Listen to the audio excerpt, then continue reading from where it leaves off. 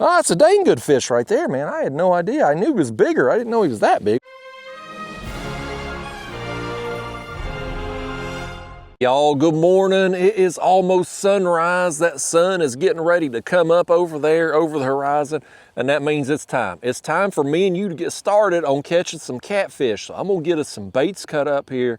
We're gonna drop down. I'll tell you where we're at, what we're doing, what the plan is today, and hopefully me and you, we're gonna reel in a bunch of fish, because that's the plan. I wanna try to catch a bunch of them today. So I've got us a gizzard shad right here. We're gonna take a head and a chunk, my standard catfish combo, if you will. I like a head bait on at all times, and usually some other cut of meat as well. I never really like the tails, but that section of meat right behind the head, that's money, folks. That'll catch you a bunch of fish too. We're going to get these on some light tackle setups today. I've been into the light tackle catfishing for a while, so that's what we're going to roll with here. So we've got this head bait on a little #1 size thin wire hook, a 15-pound fluorocarbon leader that goes up to a swivel, 2-ounce egg sinker. I've got 15-pound braid. Got a Catfish Sumo light tackle rod here, Daiwa BG 4000 size reel, and we're going to drop this straight down to the bottom. And right now we're 25 feet deep. I'll show you on the graph here in just a second kind of how we're setting up and what we're going to be doing here, but let's get this set. So I let that sinker hit bottom. Now I'm raising it up so that our bait is down there just off the bottom right now, a couple feet off the bottom. Now, this setup is going to be the exact same with one major exception. Well, two really. We're going to have the different cut of bait, obviously, but we're also going to be having a slightly different rod today on this one. This was also a Catfish Sumo light tackle rod. This is one of the prototype rods that didn't make the final cut. This one here is way too light of an action. So we're gonna have, if we catch some fish on this thing, folks, I don't care if they weigh 1 to 2 pounds. I mean, I'm talking sandwich sized dinks. They're gonna double this rod in half. If we catch something that's, I don't know, 40, 50 plus pounds on that thing, boy, that rod will be bent all the way to the handle. Like, it's going to be an experience if we catch some on that. We've been working on these Catfish Sumo light tackle rods for a while, testing different designs, just trying to dial in the perfect action for this technique. And it's a process, man. You try some stuff, you tinker with it, you make changes, you get another rod, tinker with it, make some changes. And well, we've had some that were swings and misses, and this one here on the right was one that was kind of a swing and a miss, if you will. It's not going to make the final production, but out here today with what we're going to try to do, it might be a lot of fun to play with. So I've brought it out here and we're going to mess around with it. Right here though, this is what we're doing. So again, we're 25 feet deep, right? Over here on our right, that piece of land, that's an island. And off that island, you've got a little drop, and then it comes out here to where we're at, which you see on the graph. So that's the island, right? You got the little drop. You've got a deeper flat here. 25 feet deep here where we're at. It'll be in the low to mid 20s. Over here to our left, you've got another drop, and then it goes out to the main river channel, which this is you can see it's a pretty wide section of river right here.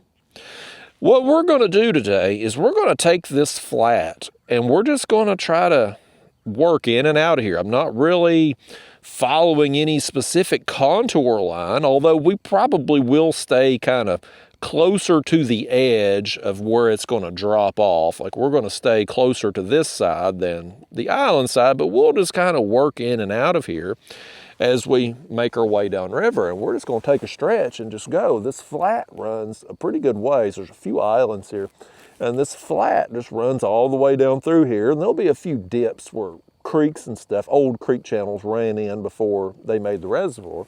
But that's going to be the plan out here this morning, y'all. We're going to try to get some fish in relatively shallow water, you know, shallower than I would normally fish this time of year, and hopefully get a bunch of them. Hopefully find some fish that are up on these flats this morning, roaming around, feeding, chasing schools of bait, etc. Oftentimes these flats are kind of feeding areas for fish, if you will. They'll come out of the main river channel, come up shallower to feed, and they'll find stuff on the flats, then go back down to the main river channel, kind of the deeper water layers, haunts, if you will. And normally, this time of year, you get in these hot summer months, I like working those deep channels. Get on those ledges, get on the deeper parts, and just cover water. Just go, drift, drag, whatever the situation. Now out here today, we're gonna suspend baits like we're doing here. We don't have any current flow this morning though. They're supposed to kick on some generators at the dam at 7 a.m. Problem is, we're a long ways away from the dam. And usually what happens when they first turn them on, first thing in the mornings, it's a very light flow. And then it will ramp up as the day goes on and the energy demands are higher, right? There's more need for electricity to power the air conditioners at 2 o'clock in the afternoon than there is at 7 o'clock in the morning. So they crank up the flow as the day goes on. Well, as far downriver as we are, if they do turn them on at 7 a.m., we're probably not going to notice any noticeable flow all the way down here before we roll out of here today. So we're pretty much going no current at all. If the wind blows, and it's right now, it seems to be just a very minimal light breeze, and it's pushing us slightly upriver at the moment. So we're probably not going to have any flow. So what we're going to do, I'm going to get us turned here in a second, and we're just going to work down this flat. I'll use the pedals here and just kind of slowly make our way along. And I'm going to tell you what I'm going to do too. I'm going to leave the camera here rolling. It's going to be one of these trips today where you're just going to kind of see everything, just uncut video here. You're going to see everything from now when we're dropping baits down to when I roll out of here. And 3 or 4 hours, maybe sooner possibly. I'm expecting a call today. You all may have to bear with me while I take a call. I may have to leave the water a little early because I am picking up a special delivery today. The new kayak is supposed to be here. I got the call yesterday.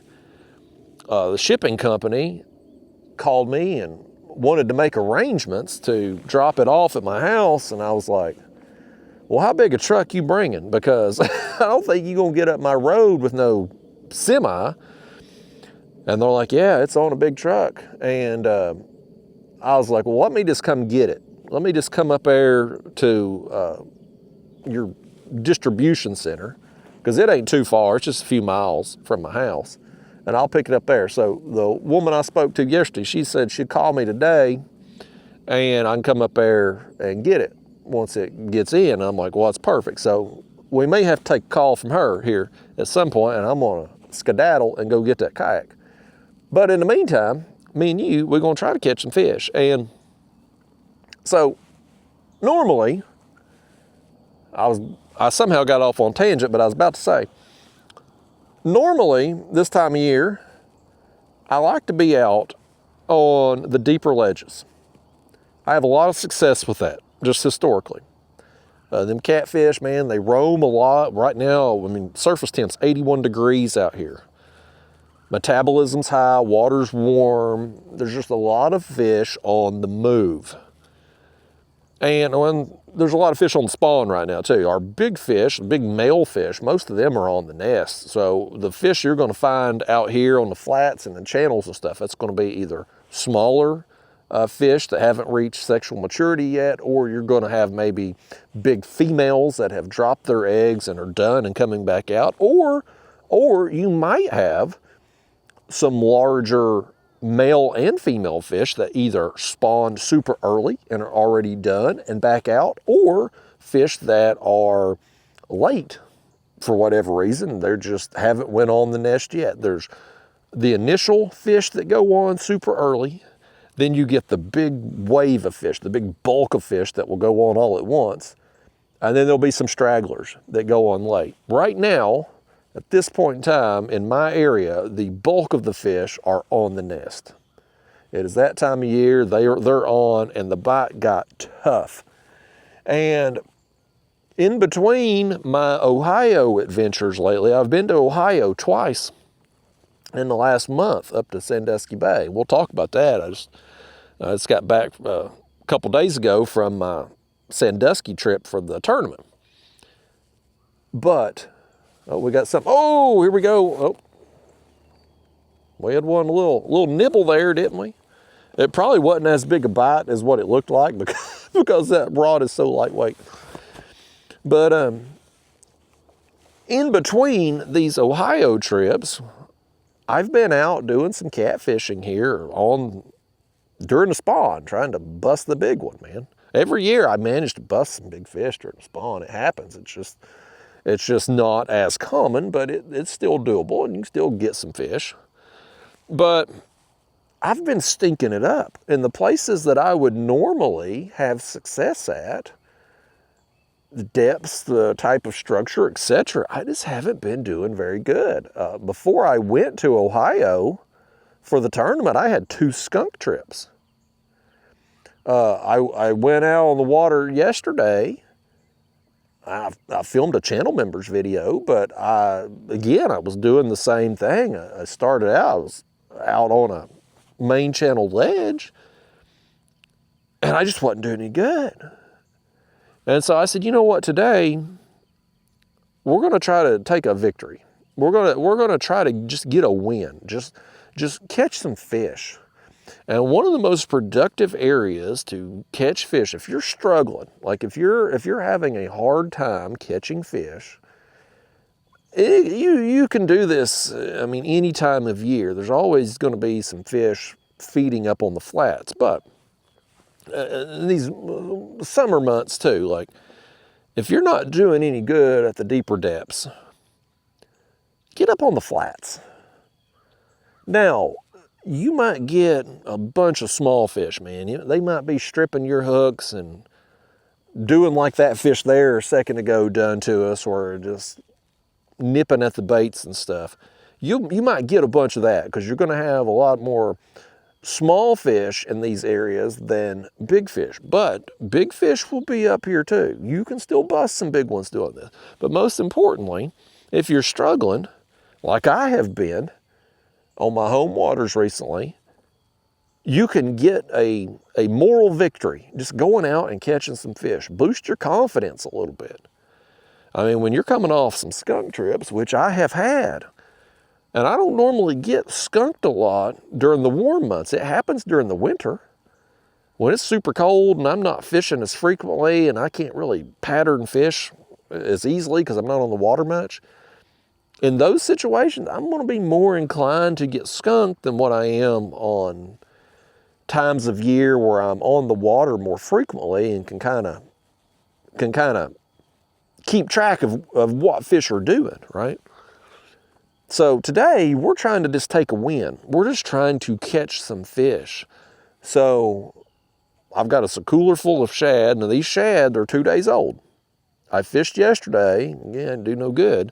It was the day before I went out and got the shad, but I'd got a bunch and I used very few yesterday. So we've got plenty today, but we're just gonna roll with the shad, head in a chunk, and we're just going to kind of slowly make our way along this flat. I'm just going to pedal just enough to kind of keep us moving. Right now we're moving 0.3 miles an hour. And ideally, I would like to have some current flow.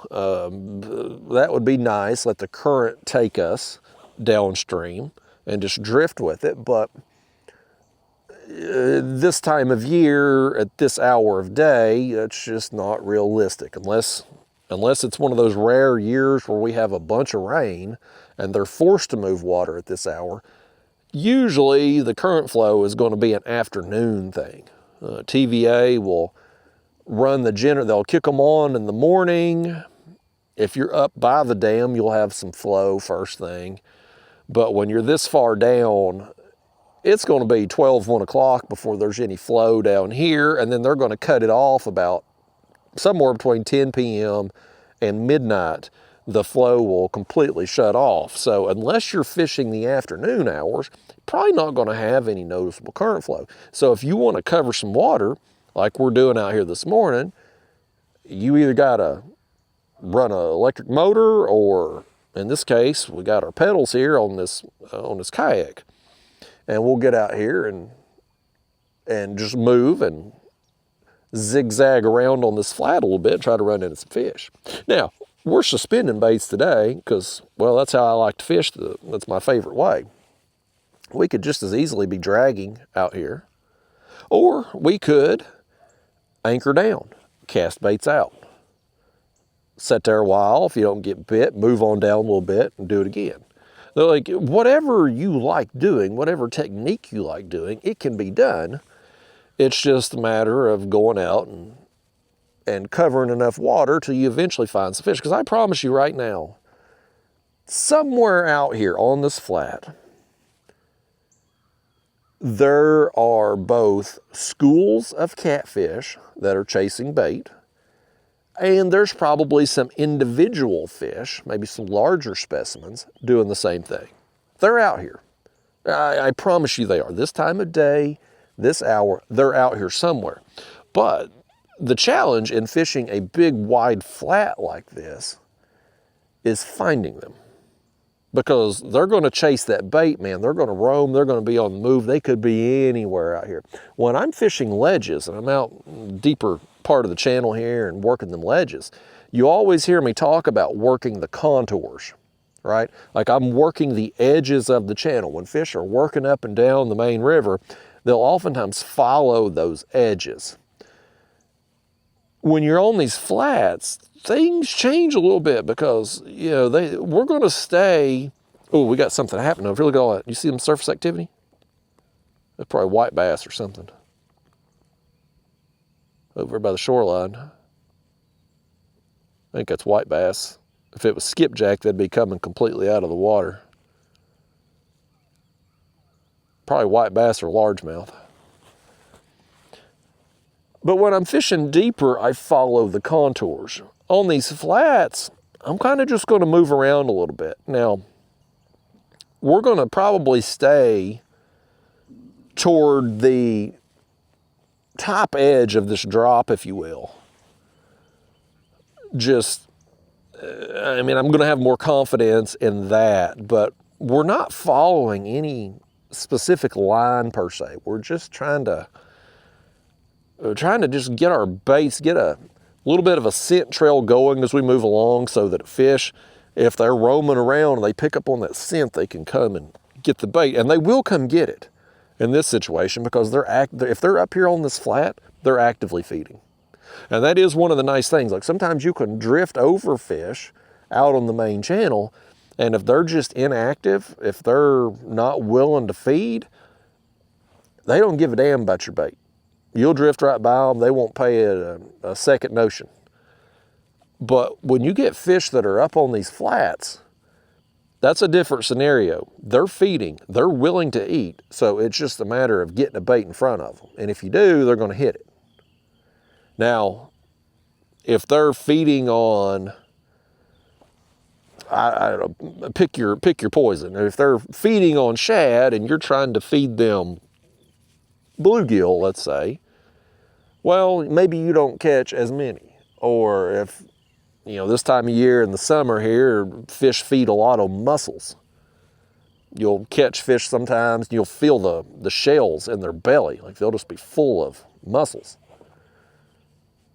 Well, in that situation, if that's what they're really keying in on feeding, and you're out here today, we're fishing with shad, well, it can be a little challenging at times maybe to get a fish that's focused on one thing to eat another. But for the most part, you get these, especially when it's smaller fish or schooling fish, if you come through those and you've got something that's easy for them, man, they're going to eat it. So we're going to try to get on them today, try to get something splashed right here beside us, come up, flip us the bird, making fun of us. But we're going to try to get some fish. We're going to try to get, hopefully, a bunch of fish today. And if we're lucky, bust a big one or two.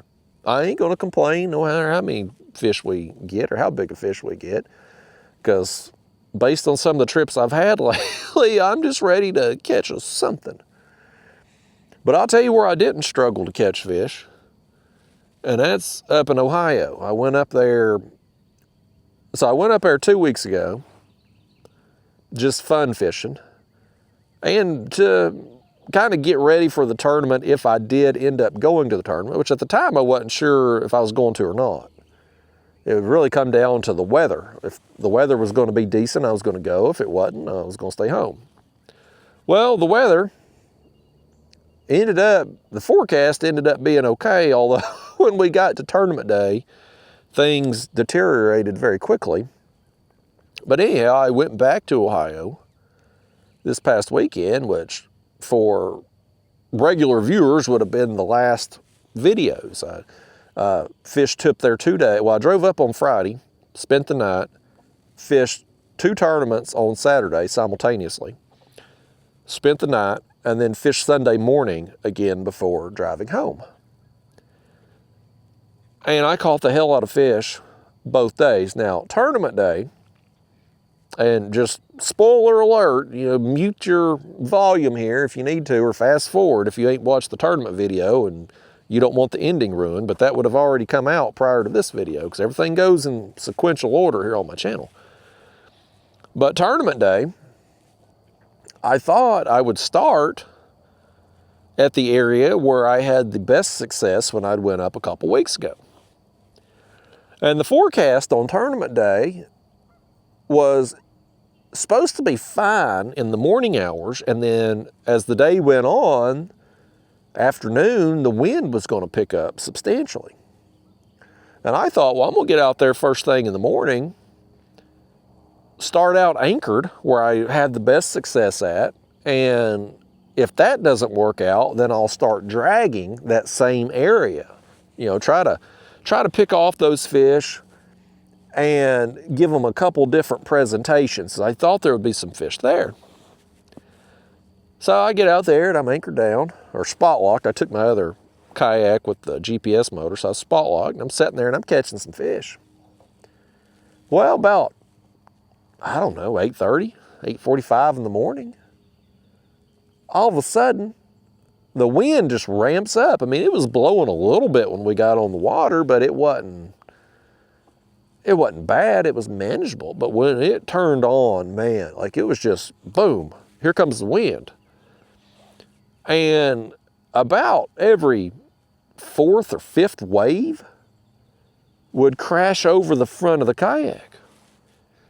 And my Hobie Pro Angler is notorious for filling up with water when I take water over the bow, because having that motor on the very front of it, the water, when you've got that big front hatch there on my Hobie Pro Angler, there's a channel around each side where water drains out if you take water over it, in theory. But once you put the weight of a bow mount motor on there, now the front of your kayak kind of sits just slightly tipped forward. So when water comes over, it can't drain. Oh, left rod got hit. He's hit it again. I think he got it then. What do you think? Here we go, y'all. Fish number 1. On the head. Old gizzard head. And he's gone. You lost him. What's our bait look like right here? He knocked the stuffing out of it. Yeah, let's go ahead and switch it. With water temps 81 degrees, I want to keep our baits pretty fresh here if we can. I want to keep them fresh as we can today, especially because this bait here, with this being the second day of these shad, whatever we have left today, I'm gonna throw out. If we have anything. I hope we don't have anything left. I hope we burn through every piece of bait that we have. But we're gonna toss it when we leave here today. And I'll tell you what I do too, before I get all settled again, we're gonna reel up this rod on the right. And I'm gonna, whatever we have left today, I'm gonna throw out. But we're gonna toss it when we leave here today. And I'll tell you what I do too, before I get all settled again, we're gonna reel up this rod on the right. And I'm gonna, whatever we have left today, I'm gonna throw out. because it did get hit a little while ago, and I want to make sure that whatever fish hit it didn't knock the bait off. Might as well check that too while we're at it, and then I'm going to finish telling you the story here that it's still on there. Let's just go ahead though. We got this other bait out. We might as well just go ahead and stick it on there. Get something super fresh. All right, back down it goes. So anyway, the Hobie Pro Angler, you take water over the bow with the bow mount on, it kind of pools, and it ends up getting inside the hatch. And so I was taking a wave over. About every 4 or 5 waves that would hit, it would come over, and I'm like, man, I'm gonna fill up with water in no time. I'm gonna have to move. And so I did. And so I left where I was catching fish, as I had to, and I went and hid. The way the wind was blowing up there, you've got a highway bridge and then a railroad track area with like some smaller bridges through it. And so the wind was blowing toward that railroad track. And I knew if I went on the opposite side of it, I would still be exposed to the wind, but I would have a shield from the biggest waves. And so I went back there and hid, and I'd drag a little bit. I'd catch a fish. I'd stop and anchor, nothing. I'd drag a little more. Same deal. You catch a fish, you stop, nothing. And I finally decided I was going to get behind one of the bridges, kind of in a deeper section. Everybody, man, there was a ton of people. Same scenario as me, like they're hiding from the wind. They're just getting pounded up there. So they're up there by the bridge itself, kind of in the shallower water. And I thought, I'm gonna back off. I'm gonna get down a little bit deeper. So I was fishing like 10 feet deep, which, you know, in that area was deeper compared to what the bulk of the boats and kayaks were doing. And so I'm just gonna sit there, because I mean, I'm so limited on options, and I'm just gonna see if some fish maybe pull back to this little deeper depression that I was in. Well, sure enough, you know, I'm getting a bite here and there, and I was getting my ass kicked in the tournament, man, both of them. Like one tournament had 29 people, the other tournament had 19. And I'm looking at the scoreboard, because our scoreboards are live. I mean, when we're submitting fish, everything's by length and on a measuring board with a tournament identifier. So like, you can see how you stack up against the field at all times. And I could see I was getting my butt beat in this tournament. So I'd kind of made a decision in my mind. I was like, about 2 o'clock, the tournament ran till 4 o'clock.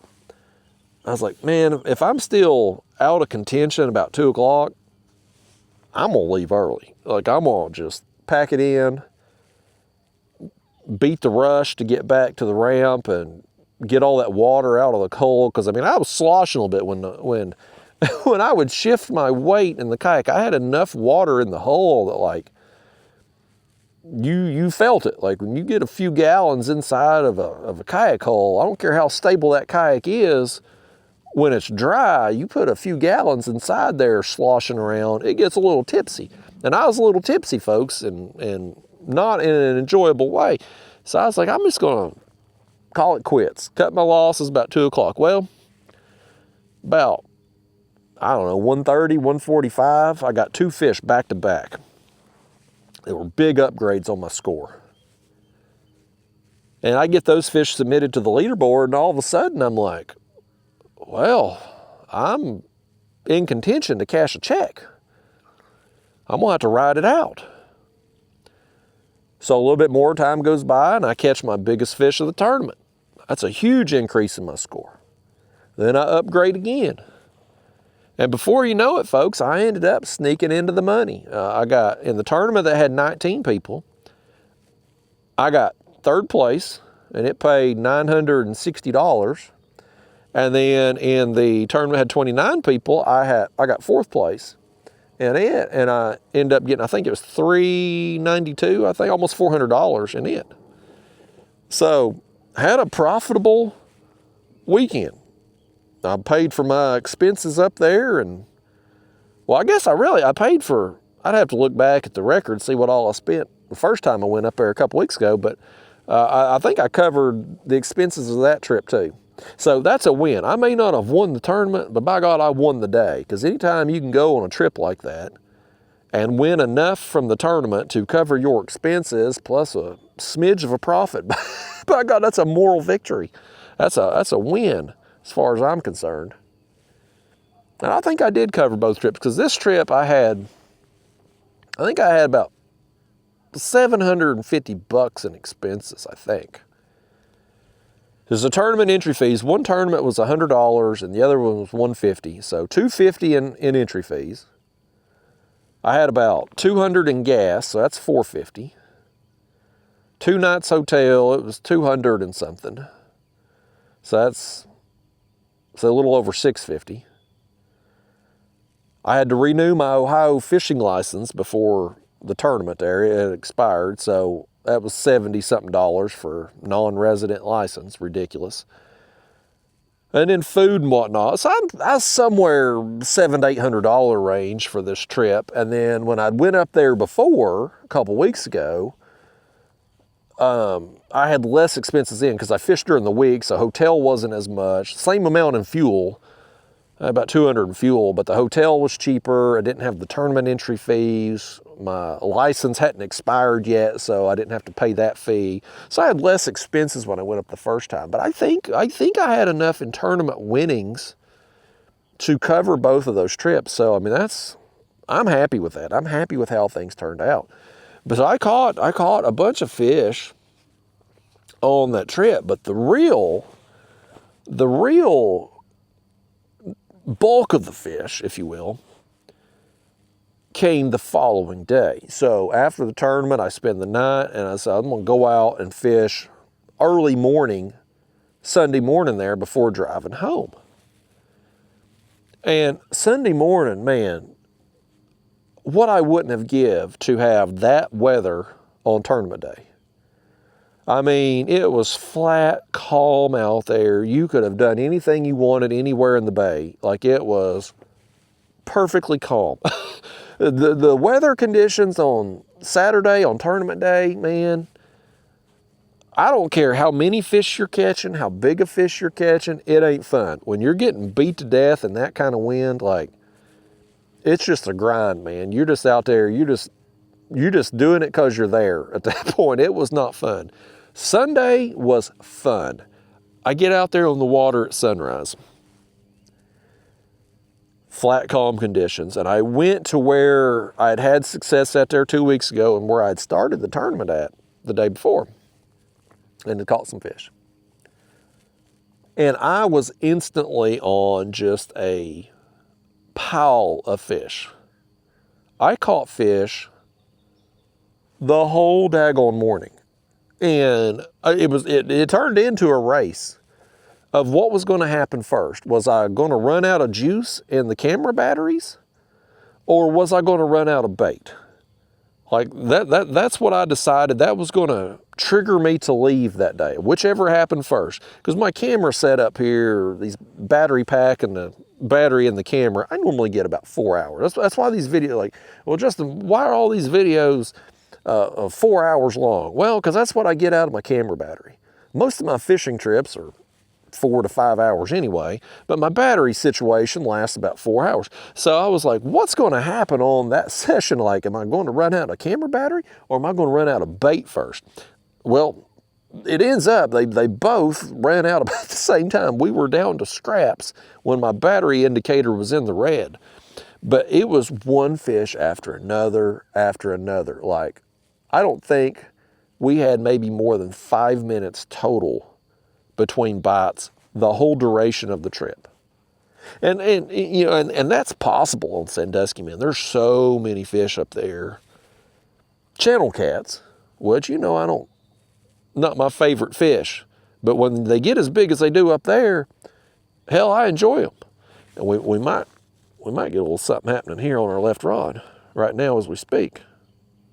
A line is at an angle. He's swimming with it. I'm gonna let him take it down. I don't want this fish blaming me for hooking him. I want him to hook him damn self. I don't know if he's dropped it or... Hell, I'm gonna have to pick up on it to see if he's dropped it. Got him. Can we keep him though? Can we keep him hooked? Y'all lost the last one. Oh yeah, he's a dink. Yeah, good. Come off there, fish. We didn't want you. We didn't want to put hands on that one. Let's send that bait back down. It looks like the stuffing's been knocked out of it too, but it's just been down there just a couple minutes, so. We'll see if we can get another one on. If we don't get one soon, we'll switch it out. The little tiny thing that one was, though. I didn't want to lay hands on it. If y'all want to land that fish, by all means, but a little dinkety-doo. But it's a bite at least, man. It's something. It's something to get us going here. That's more than I've had on some of these trips at home lately. That back there's the sun up, y'all. It's come up through the cloud. We ain't gonna have no good sunrise view this morning or nothing. With all the clouds in the sky. It's one of them unfortunate things today with being a little overcast. It's nice from the temperature perspective. It'll stay cooler or, well, less warm a little longer, but no beautiful sunrise this morning, unfortunately. But yeah, that second day on Sandusky, man, it was just perfect. Weather was perfect, the bite was nonstop, and even though they're channel cats, man, when you're catching that many fish and you're getting some of the better quality fish, it's fun. And I'll admit it, like I'm not a big channel cat lover, but I do enjoy that trip. I don't like the drive up there. It's about 8 hours from my house. I don't like that. But I enjoy the action you get up there.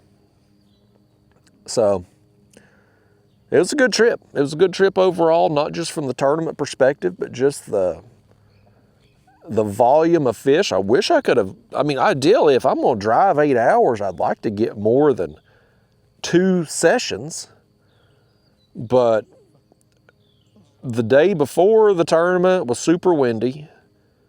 The day after the day after I left there, Monday, was super windy up there.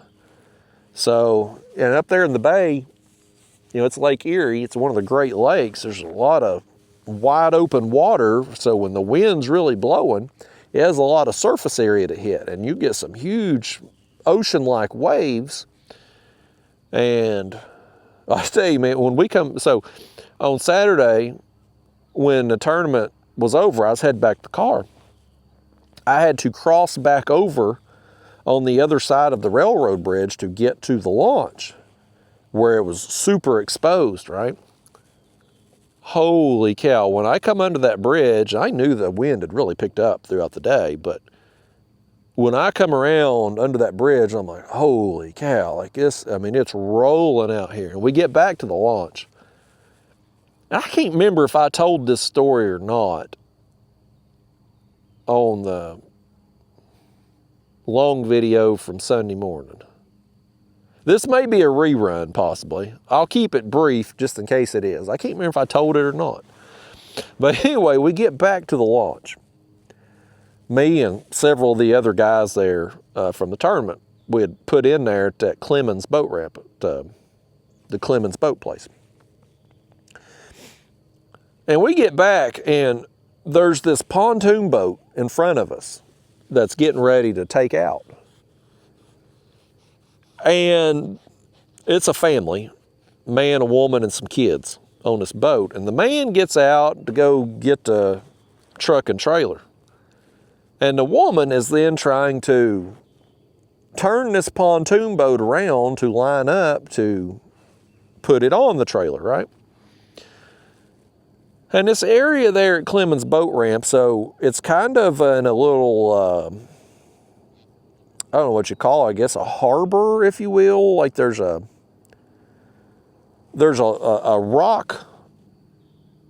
rocky landmass that comes around, and you kind of go around behind that where the boat ramp is. It's a small area back there behind that rock mass, but that rocky landmass kind of gives you a little bit of protection from the wind and the waves, right? So it's like a little shielded, protected area for you to put in and out.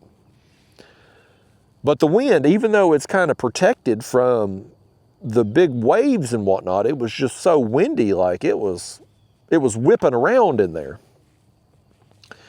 And this poor woman driving this boat, she just couldn't get it turned. Like, she was sideways to the ramp, like cattywampus, if you will. And she was backing up and going forward and backing up and going forward. And the wind is whipping around, like she just can't get turned to try to line up with the ramp to get on the trailer. And so she makes her way back over to the dock, and her poor kid up there is like hanging on to the dock for dear life and like it looked like trying to like pull the end of the pontoon boat around to line her up. And I'm like, hell, that ain't gonna work. You know, because I mean, this kid, hell, he probably don't weigh 60 pounds soaking wet. Like, what the hell is he gonna do? And so, my dumb ass, I'm like, let me go be good Samaritan here. Let me go up there and hop out on the dock and see if I can lend them a little muscle and help them out. I get up there almost to the dock, because I mean, I was gonna have to like tie off and hop out to get up there and try to pull on this boat. This woman turns around and starts screaming at me. She starts going like, you're being so rude right now. You see me struggling here and you're going to come up here and get in the way?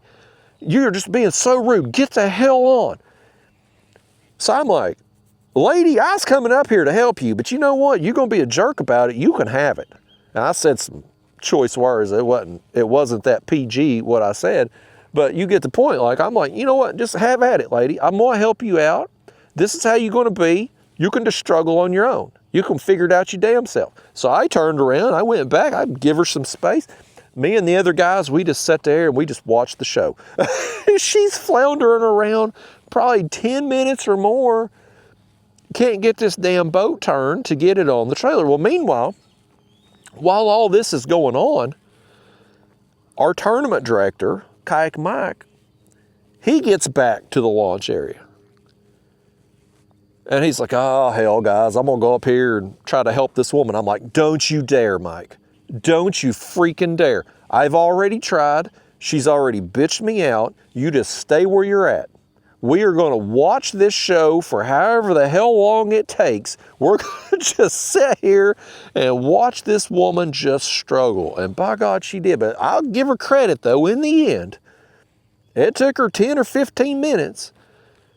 But she finally got that damn boat on the trailer. It held everybody up. Everybody's always griping on social media. Oh, these kayaks, they tie up the boat ramps forever. Bullarky, man. Old pontoon boater up there had it tied up for everybody for 15 minutes. As this fish over here messes with our right rod. Something wants it. Don't be chewing up that bait, fish. You either eat it or leave it be. He's still tugging on it. I'm going to just try to pull it out of his mouth if he ain't going to eat it. Let's take a look at it too, make sure. Yeah, it's okay. Send it back down. Try to find something bigger than that one.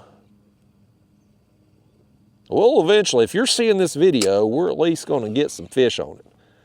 I know we've started out slow here, but if you're seeing this, then something went right for us. I don't know how many. I don't know how big. But we've put our hands on some fish today if you're seeing this video. But yeah, so this woman, buddy, boy, she is mad at me. She lit into me, and I was just trying to help her out. I was trying to be a good Samaritan. I didn't want to get up there and help her out, but I was doing it because she was in need. Her poor kid was, he's got his knees on the rails of that pontoon and he's hanging on for dear life trying to pull it. And I'm like, hell, that little 60-pound kid ain't going to be able to pull that boat around. I don't know what kind of idiot takes a pontoon boat out in that kind of wind anyway, but here they were. So Anyway, though, overall, the trip was a success. Had some fun, caught a bunch of fish, made enough money to cover the cost of the trip. So, all in all, great, a great time. It's just, boy, you get back home and all these fish here on the good thing about going up there now is with the climate difference between my home waters and them being that far north, is when our fish go on the nest here, you can still get some pre-spawn fish up there because of the climate difference. But boy, it's hard coming back home, and you go from catching one fish after another, getting some really good quality, good size class fish, to coming home and just struggling. It's a little bit challenging to get motivated to get up early. I thought twice when the alarm went off today. I was like, boy, I could lay here a little while and go back to sleep and maybe get up and play some Mario Kart on the Nintendo till they call to go pick up the new kayak. I was like, let's go ahead and go out there. Let's go do it. Let's go grind, see what we can catch. The real grind ain't this. Like, you don't have to twist my arm to go fishing. You really don't. The grind is the video crap. Like, that's the part of doing this YouTube stuff that's well, at this point, just to be honest with you, it's not enjoyable. I don't enjoy sitting behind a computer doing, I mean, like, this video today, it won't take no time at all to edit this video that you're seeing because there's no editing being done. I'm going to upload the files to the computer, snip off the very beginning where I turn the camera on before I start talking. And then at the very end of today, I'm going to tell y'all bye, and there'll be a second or two between me telling you bye and me hitting the button on the camera to turn it off. I'll trim that off, and that's the video. That part's easy. But then I got to take that video and break it down into some shorts videos, because YouTube likes them damn shorts videos, and I'm a good boy. I want to please the master so that they'll push my videos in front of people. So you got to do that. And then, at some point in time in this video, I got to go back and add some shopping link in here. Do I give a damn about a shopping link? Hell no. I don't want to fool with that mess. But YouTube wants me to. And again, I got to be a good little boy and do what YouTube wants so that they put my videos in front of people. So I got to go in and do that. And then come up with some dumb title and dumb thumbnail so that more people will hopefully click on this video. Because, I mean, if you're going to play the game, play to win, right? So I got to do all that.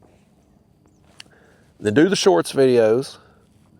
If we get something of decent size, I'm going to edit the whole video down to a smaller video to put on my second channel. That's the kind of crap I don't want to do. That's the grind. And that's the part that you have to get motivated to do. That's why most YouTubers quit when you get right down to it. That's the part they don't. Anybody can go fishing. Hell, I go fishing every day. It won't hurt my feelings. I like going fishing. When people, they meet you out somewhere, like, man, Justin, God, I wish I had your life. Go fishing every day. And I'm like, yeah, it's awesome, man. I love being able to go fishing when I want. But there's a cost to doing that. And that's my time when I get home, sitting behind the computer. We fished this morning. In the afternoon, I got to spend it behind a damn computer screen to make it happen. And that's why most people, I think, quit. They love going fishing, and when they first start doing YouTube, it's fun and exciting. They enjoy sitting down behind the computer making a video. Like, it's cool working on those projects and seeing yourself out there having fun and catching fish and being able to share those videos with your friends and family and whatnot. Like, it's fun in the beginning. It was for me too. Hell, when I first started tinkering with the video stuff, it was new and exciting. I was learning editing crap, you know. It was new and different and fun. But over time, kind of wears off a little bit, right? Here's an analogy I'll use for you. This might be a little bit more relatable to those of you that maybe watches YouTube but don't make YouTube videos. Here's an analogy everybody can relate to. Let's say you start dating a new girl. And maybe a lot of you out there watching this, you're married now, but at some point in time, you was a single man or single woman. I've got about 10% of the audience here, it's women. But you're a single person, you're out on the scene, man, you're in the dating life, and you meet somebody and they're hot. You're into them. You can't get enough of them, man. And for the first month, it's awesome. You're having a time of your life, man. But then a little time goes by, things change. Because when you first met this person and they're hot, the only thing you can think about from the time you first laid eyes on them, the only thing you can think about is procreating with them, if you know what I mean. You know what I mean? Like you're blinded by lust because of this physical attraction you have to them. But over time, the newness, the excitement, the lust starts to wear off a little bit. A month goes by, a few weeks go by, whatever, like you're still attracted to them. But now you've started to realize that you don't like them. They're obnoxious. They're just somebody you just can't get along with. And, physical attraction's great, but it only gets you so far. Like, the other 23 hours a day, you're stuck with this person.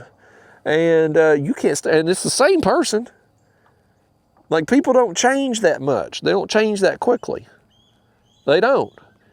Like, humans, if we change at all, it's slow and incremental over time. Like, yeah, I mean, we all probably change a little bit as we go. Health problems, illnesses, personal tragedies, like that will change you. Either change your personality or maybe change your perspective on life. Like, we'll have things like that throughout our life that change us a little bit, but at our core, our basic personality, it's pretty much set. Like, once we reach adulthood as human beings, like, we are who we are.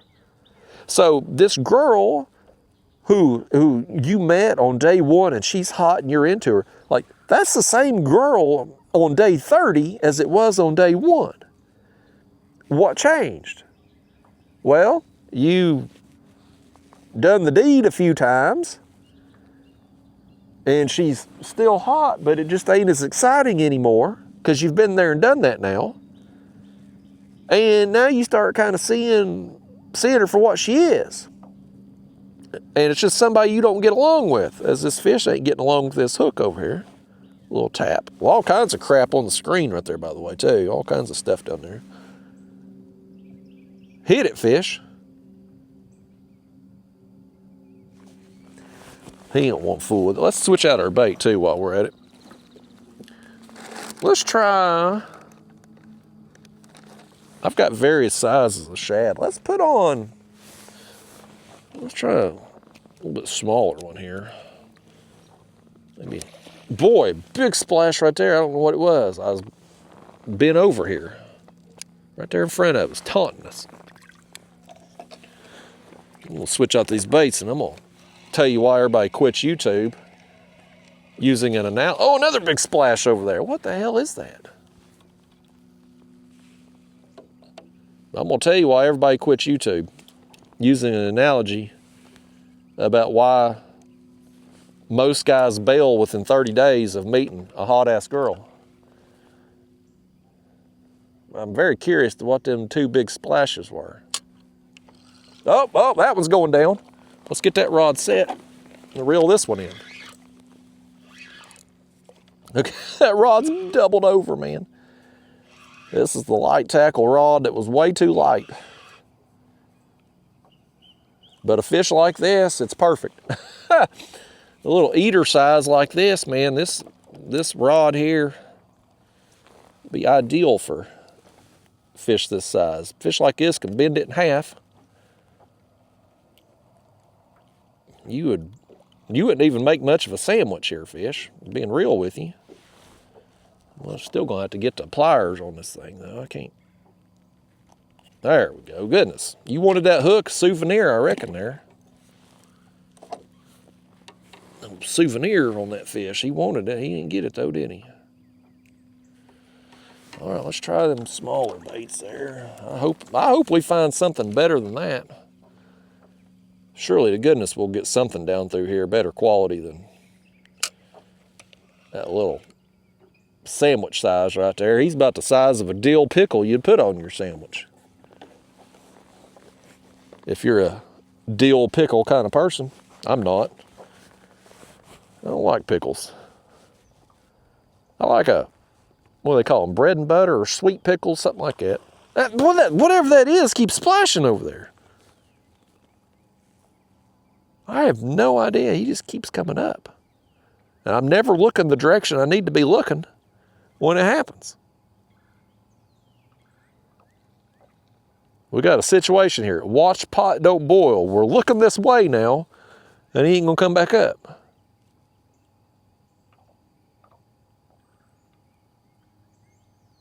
He's done with us, I guess. He's done with us like you were done with that hot-ass girl after about a month because she's annoying the hell out of you. Oh, there he was. That was a cat. That's a catfish over there. It looked like a catfish tail anyway. I don't know if that was the same fish. Because that one that come up was a cat. I ain't got any balloons or anything with us. We could put one under a balloon, raise it, put it off behind us or something, raise it higher in the water column. But you know, we're seeing stuff here on the screen. Look, we're seeing a lot of activity right along the bottom. I don't know. We'll keep doing what we do here. I'm gonna get us spun back around now. But anyway, to finish up on this, this story, this analogy, whatever. You meet the hot girl, hormones get the best of you, and even though you would have probably known instantly you don't like this girl, you can't focus on that. You can't even know you don't like her because you're so enamored with how she looks. But after that phase wears off, you realize, like, boy, this girl ain't for me. And eventually, you may stick with it a while longer because the adult time is fun, but eventually you're going to find somebody else that you're attracted to that's maybe more compatible with your personality, right? Well, the same thing happens with YouTube. People make a YouTube channel and they're going out fishing, they're filming their adventures. It's fun and exciting in the beginning, man. They're learning, they're making these videos, they're sharing them with their friends and family, and it's new and exciting and fun. And then they're 3 months in, 6 months in, the excitement's wore off. Maybe they ain't got the results on their channel they're hoping to get, and they haven't made it. And now it's just a commitment. It's a lot of time. It's something they have to do, not something they want to do. Well, you got to have something to keep you coming back, right? And if your channel ain't took off yet, and most of them haven't in the first few months, they pack it in, they quit, they disappear. They was going to do it. They was going to be the next YouTuber. Now they're on to the next thing. People love the end result. Nobody loves the grind. And that's the grind of YouTube, folks. It ain't coming out here and fishing today. Oh, hell no, that's easy.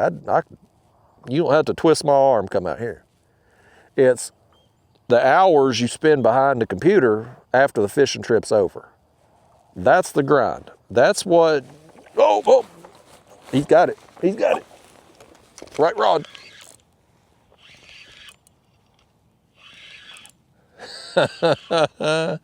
He nailed it, but he's smaller than the last one somehow. He's all wrapped up in that leader too. Lordy days. I don't even know how you've done that, fish. There we go. You somehow wrapped that thing up.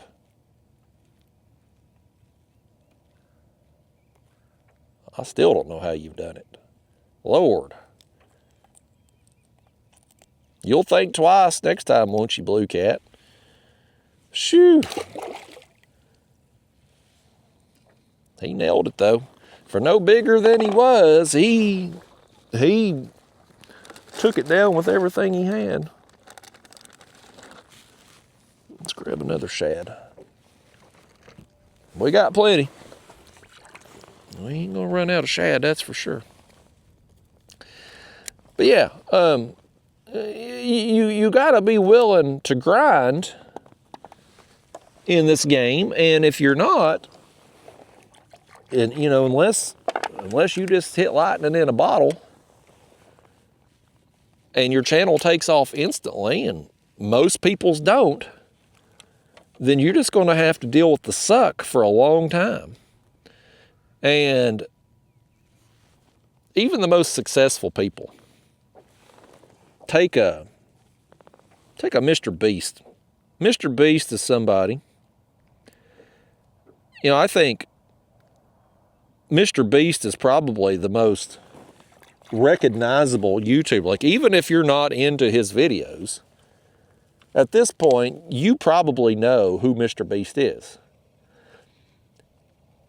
I don't watch much of his stuff. I watched the Beast Games thing on Amazon. I thought that was a pretty good show. And I'll occasionally see one of his YouTube videos, but like, I'm one of the rare people. I'm not subscribed to Mr. Beast. I don't watch everything that he puts out. But like, if I walked into the grocery store today and Mr. Beast is standing there in the checkout line in front of me, like, I would know who he is, right? Like, he's reached that level of fame. Like, I would know who he is. Most of you would. If you saw him out in public, you would recognize him, whether you watch his videos or not. Well, he didn't get that way overnight, folks. He had to grind. He had to hustle for years. Years he done it before he finally got some traction and then grew it to the level he's at now. And that's the thing. Everybody wants the fame and the money that Mr. Beast makes now, but those same people, they don't want to do years and years and years of sitting behind a computer and failing and putting in hours of time for $0 and no payoff. People aren't willing to do it. And look, occasionally you will find somebody just lightning in a bottle. Occasionally. But most people on you, I'll give you an example, just popped in the top of my head right now. The Hawktua girl. Her name's Haley something. Cute little blonde girl. She got famous on the interweb, what?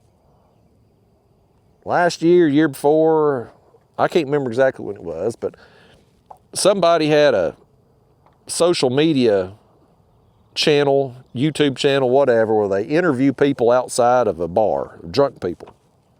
And the Hawktua girl says she gonna spit on that thing or whatever, and that clip goes viral.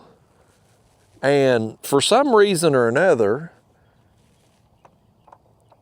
she was able to capitalize on it. Next thing you know, she's got a podcast.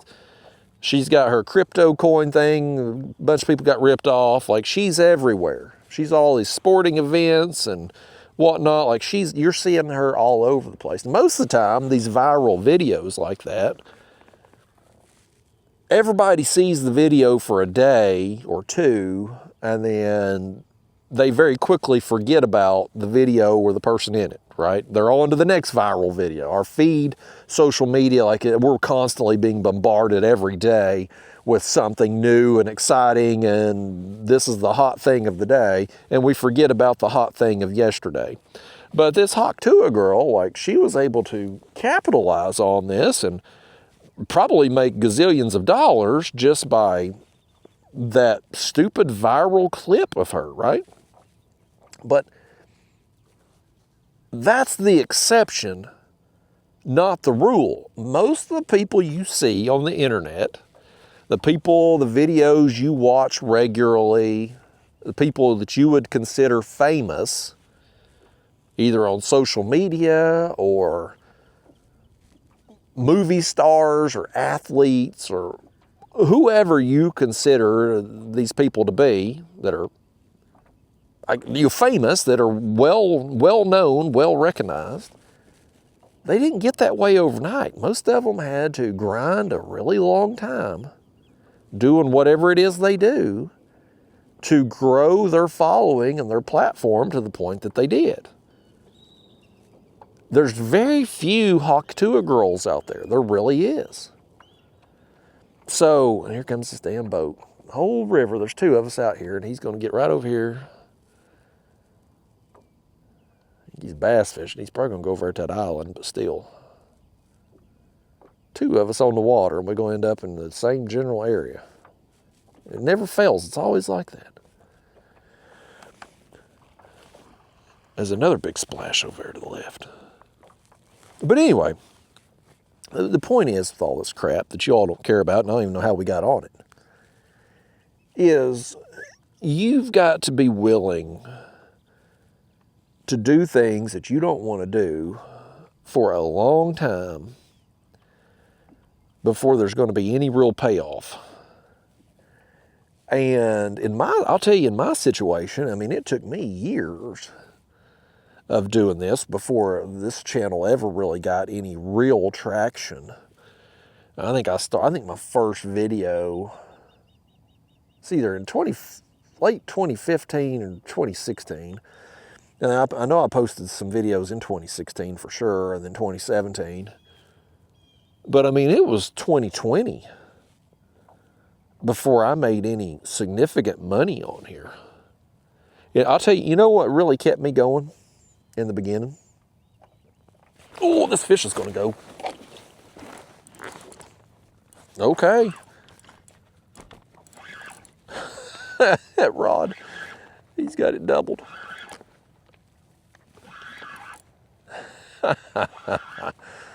I'm glad we brought this rod. Now, we hook up with a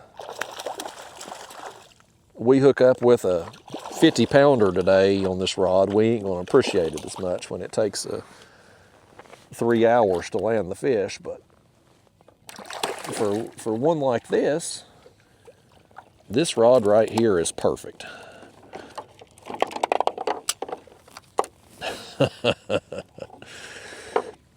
I don't care how big the fish is. It's fun when a rod goes down like that, because you don't know till you pick up on it. Like, you don't know what you got. Now, this fish on the heavy tackle, it would have barely bent the rod tip. On my Golly Whopper rod, this fish wouldn't have done anything. But on this one, he bent it in half. Let's grab another bait there. We got that other head bait laying in the floor, but I want to do a head and a chunk.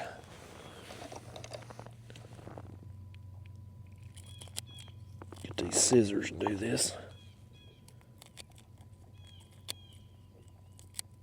These scissors have really worked out. My channel members got me some scissors a while back, and these are really good, and I appreciate them a little more after going to Ohio. I had my old scissors in my other kayak, And them things have had it, and I couldn't hardly cut a bait with them. And so I come back home, and I'm back in this kayak with access to these, and I'm like, yeah, I appreciate them a little more today. Okay. Down this goes. But anyway, I'll tell you what helped me with this channel. The first 2-3 years when I wasn't really, well, I was just floundering, if you will, not really getting any traction. For me, it became a habit. I was working, I was still doing a regular job. I was travel nursing, and I would work, and I'd do a block schedule, right? I'd work 6 days in a row, then I would come home, be home for 8. Go back, do 6 days in a row, come home for 8. Like, that was, we got a fish on this other rod over here already. I was getting us turned back around, and I think.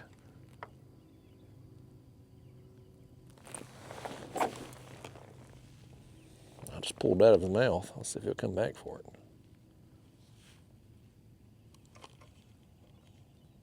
Pulled the dang thing right out of his mouth. I should have let him take it. This rod tip here is so flimsy, we're going to have to really make sure they've got the bait, and if we're going to set the hook, we got to set it hard on that thing. That one's too light. That's why it didn't make the cut. But anyway, like, I just kind of got in the habit. Like, I would come home, I'd have my 8 days off, and I got in a routine of when I would fish and when I would edit videos and all that. And it was just habitual. Like, it was just a habit. I wasn't having much success. I certainly wasn't having fun with it. I mean, the fishing part's always fun, but the video part wasn't fun, but it was just something I did. And in my case, I did it long enough that I eventually got some traction, and it took off. And then it kind of became fun again for a little while because it was really growing. And, you know, and it's been like that since then. It kind of ebbs and flows. Sometimes it's a little bit more fun than others, but it's still a grind. When I have to sit behind a computer, which I hate doing, and I don't even know how the hell we got on this, but like that's the part of doing this that is a grind. It's the stuff you don't want to do. If you're doing something you don't want to do for money, that is a job, folks. That's a real job. People say, do what you love, you'll never work a day in your life. Well, that's true if you're able to do what you love. Now, I'm fortunate I get to do what I love. I get to fish whenever I want to. But people don't pay me to go fishing. They pay me to make fishing content. That's what YouTube, you know, I put up video on YouTube, they're going to put commercials in it. Hell, they've probably put a bunch of commercials in you've had to sit through to this point if you've watched this long. That's how you keep the lights on at the house, through those commercials. Not by me coming out here and going fishing. If I just come out here and go fishing today, well, whoop-de-doo. I got to get the content. So hopefully we end up getting some more fish today and can get some content. One thing about a trip like we've had so far is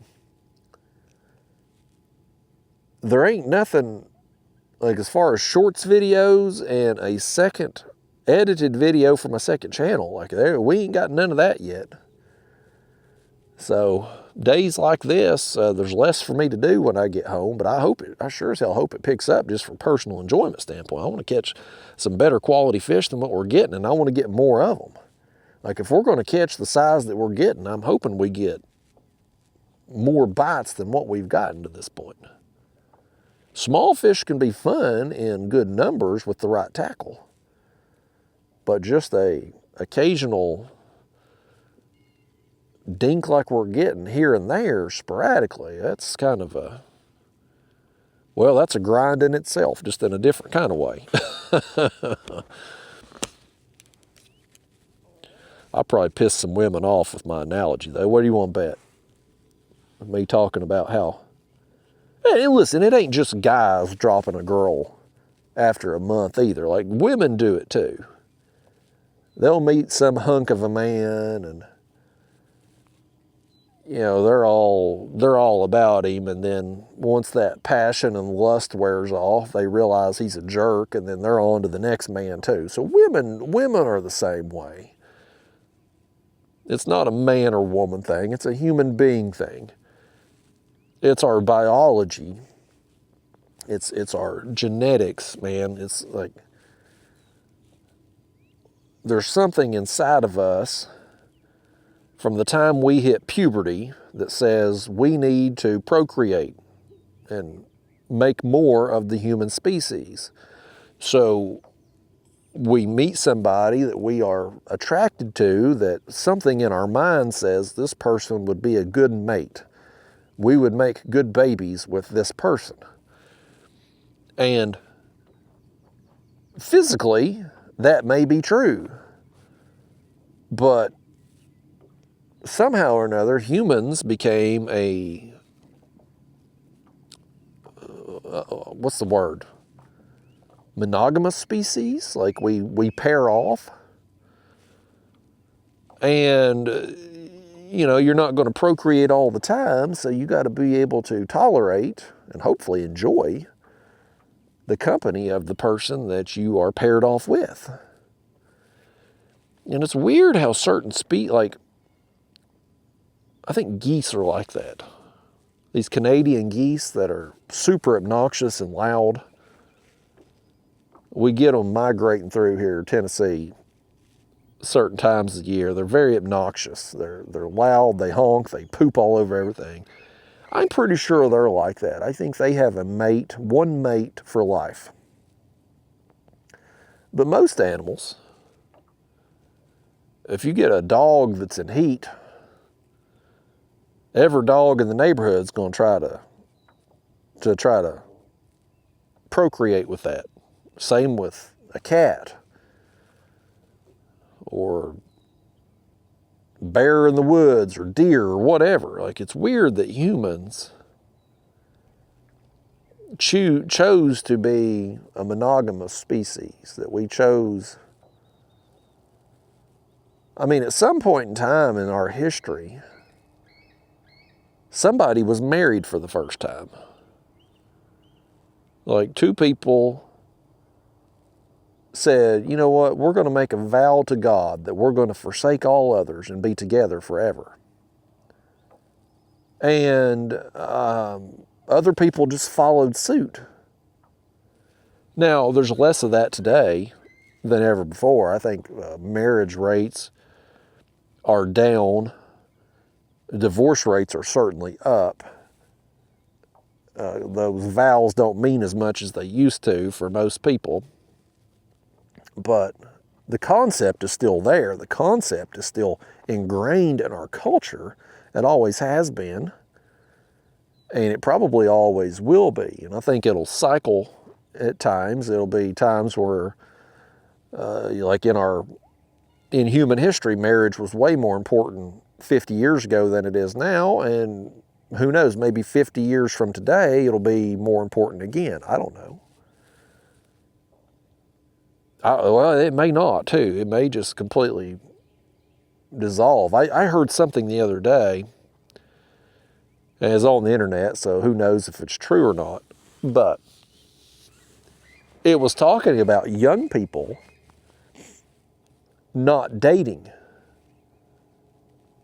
I forget the statistics on it, but the numbers were way down. Young people, teenagers and early 20s, they're not going out on dates. They're staying home. They're staying in. They're on their computers and their video games and such. They're not going out. They're not chasing the opposite sex like it. And that's weird to me. Like, Because, I mean, man, from the time I hit puberty to, well, hell, to now at 44 years old, I mean, half of my day is consumed by thinking about, adult activities, if you will. I'm trying to keep things PG here, but like, man, especially in my teenage and early 20s, like, man, it was all about chasing women. So to hear that these young people now aren't doing that at all, like they're just completely content playing their video games and being, like, that's weird to me. And I don't know where we go with that. You know, I think the online dating thing, I never done the online stuff. I met my wife, I met her in person and asked her on a date. And here we are now, you know, married happily ever after. Well, at least we hope it's happily ever after. You check back in 5 years, we'll see. She may have grown tired of me or something. But I'm going to have to turn this into the wind here, too. The wind is kind of blowing downstream. We're moving like 0.7. I think I'm going to just let it wind push us and maybe pedal into it a little bit to slow us down.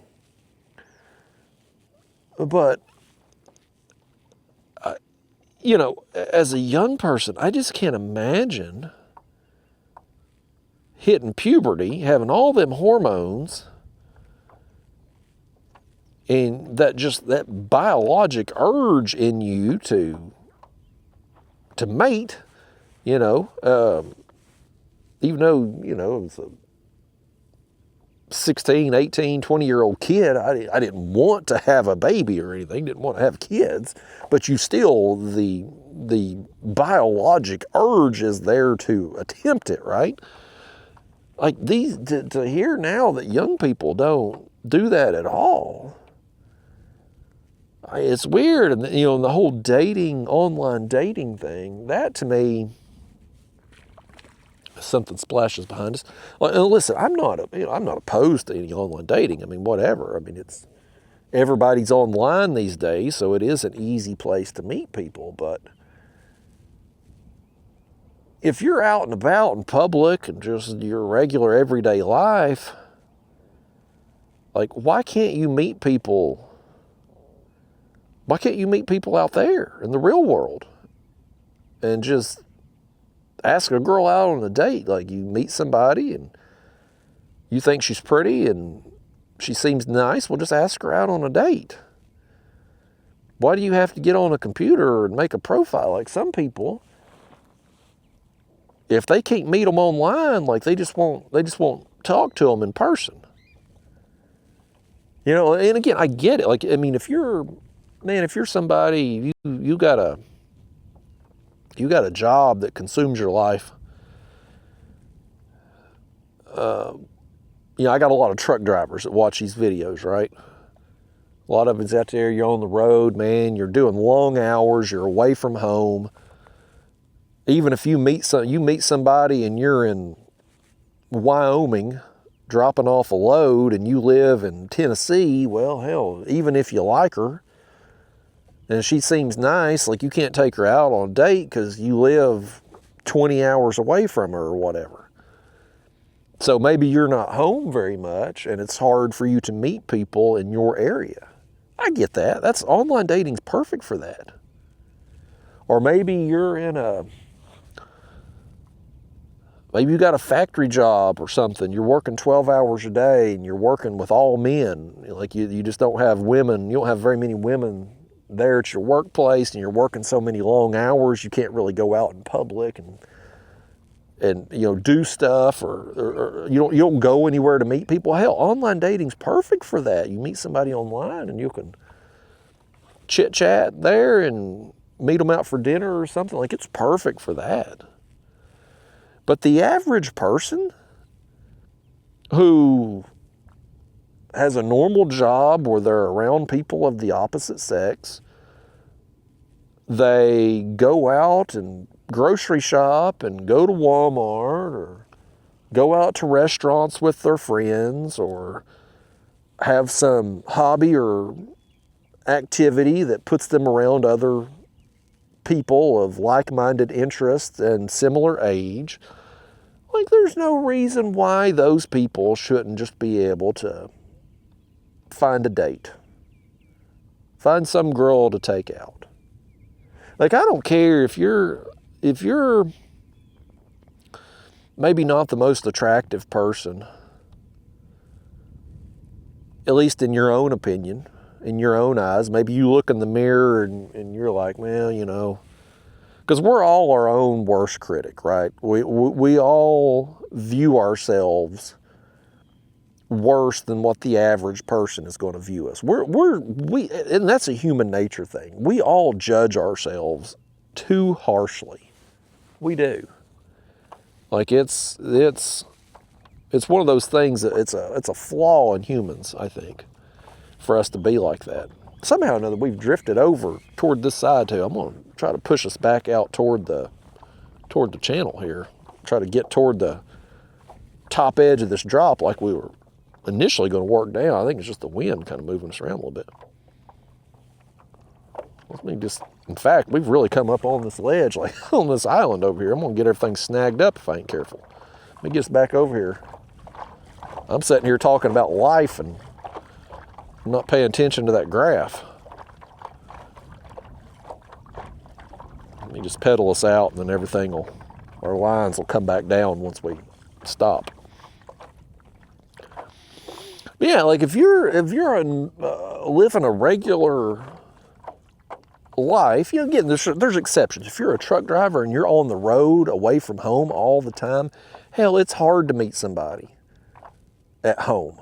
If you're something like a factory job and you're working 12 hours a day, long hours, and you're around, if you're a man and you're interested in women and you're working with predominantly men, well, hell, you know, that situation, by all means, get online and try to find somebody that way. But I mean, if you're just out and about living a normal social life and you got friends and family you hang out with in public places and you're able to meet other people, be around other people, like I promise you, you can get a date no matter what you look like or what you got going on.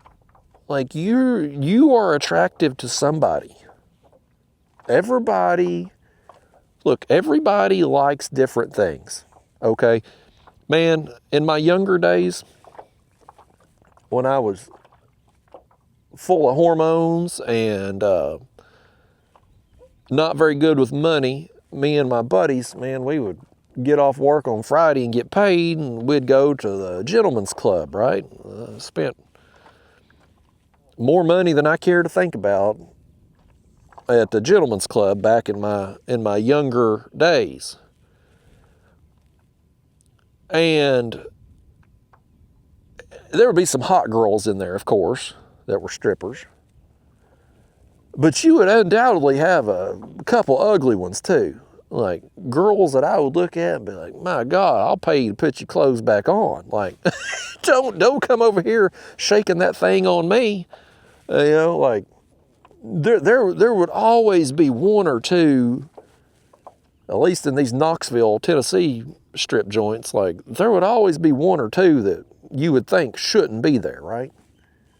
But guess what? She was going home with a G-string full of dollar bills too. Because even though I may not have thought she was attractive, somebody else in there did. There's always, like, everybody's attracted to something different. And so you might look in the mirror and judge yourself and think, well, no woman's going to want me. You know, maybe you got a few extra pounds or a birthmark or, I don't know, some health issue or something. Maybe you're going bald or maybe you got some acne or whatever. I mean, pick the things that we would call a defect in ourselves, right? Like pick whatever it is that you're going to beat yourself up over. I promise you, there is somebody out there that's going to find you attractive despite that. Or maybe they won't give a damn about your acne or the hair on your back, or the fact that you're bald, or you got a few extra pounds on you. They won't care because they're going to find you attractive. Maybe they're attracted to you physically, even though you may not think you're attractive. They may be physically attracted to you. Or maybe there's something, you strike up a conversation with some girl out there and maybe she thinks you're funny or interesting or whatever, and that's attractive in itself. Like maybe she's attracted to your personality and don't give a damn about your looks. You know, everybody's different in that aspect. The point is, there's somebody out there for everybody. And if you'll just ask, you know, like you're going to get rejected, okay? I've been, folks, I've been rejected a lot in my day, okay? I've had way more girls say no than whatever said yes. But it's a numbers game. And listen, I'm not here, I'm no relationship expert, okay? You don't want to ask me how to have a successful relationship. I mean, I'm doing okay right now, but like you look at my dating history, like there's a lot of failed relationships and one successful one here in the end. At least for now. Again, check back in 5 years and see if she still wants to be around me. We'll see. But you don't want to come to me for relationship advice is what I'm getting at. But as far as getting dates with girls, meeting people, and whatnot, like that's just a numbers game. Like well, you take my buddy Pro Moderator, for instance. Now he's older than me. He's 50-something, I think. He's got a few years on me. And he ain't never been married. He ain't getting married. Like he's still chasing women now like I did when I was 18. And he's got a real estate business now, but he used to be a salesman, medical equipment. He could sell anything too. I mean, Pro Moderator, he's as smooth a talker as you will ever meet. This guy could sell you, he could sell a ketchup popsicle to somebody wearing white gloves, man. He could talk his way into or out of any situation. And he treats dating like sales. He knew when he was working as a salesman, if he makes X number of calls, he's going to get X number of appointments. And he goes to X number of appointments, he's going to get X number of sales. So then it just becomes a volume game, right?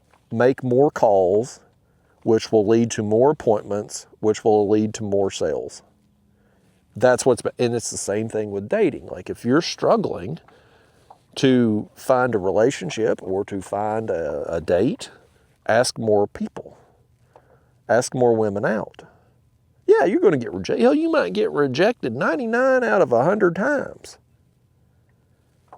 But you ask 500 women out, you're going to get 5 dates out of it.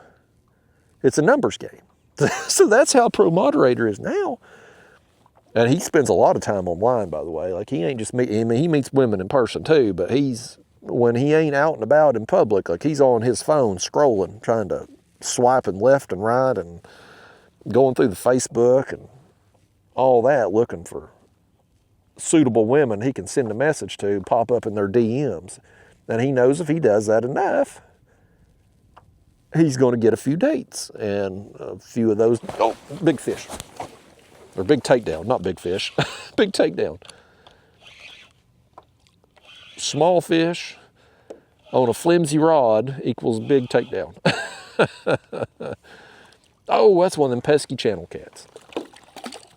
See, folks, this right here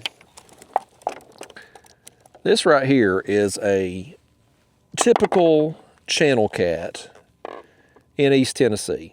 This is a fraction of the size of what I caught up in Sandusky Bay. In fact, I don't know that I maybe only caught 1 or 2 channel cats this small the entire time I was at Sandusky Bay. They're just way bigger up there.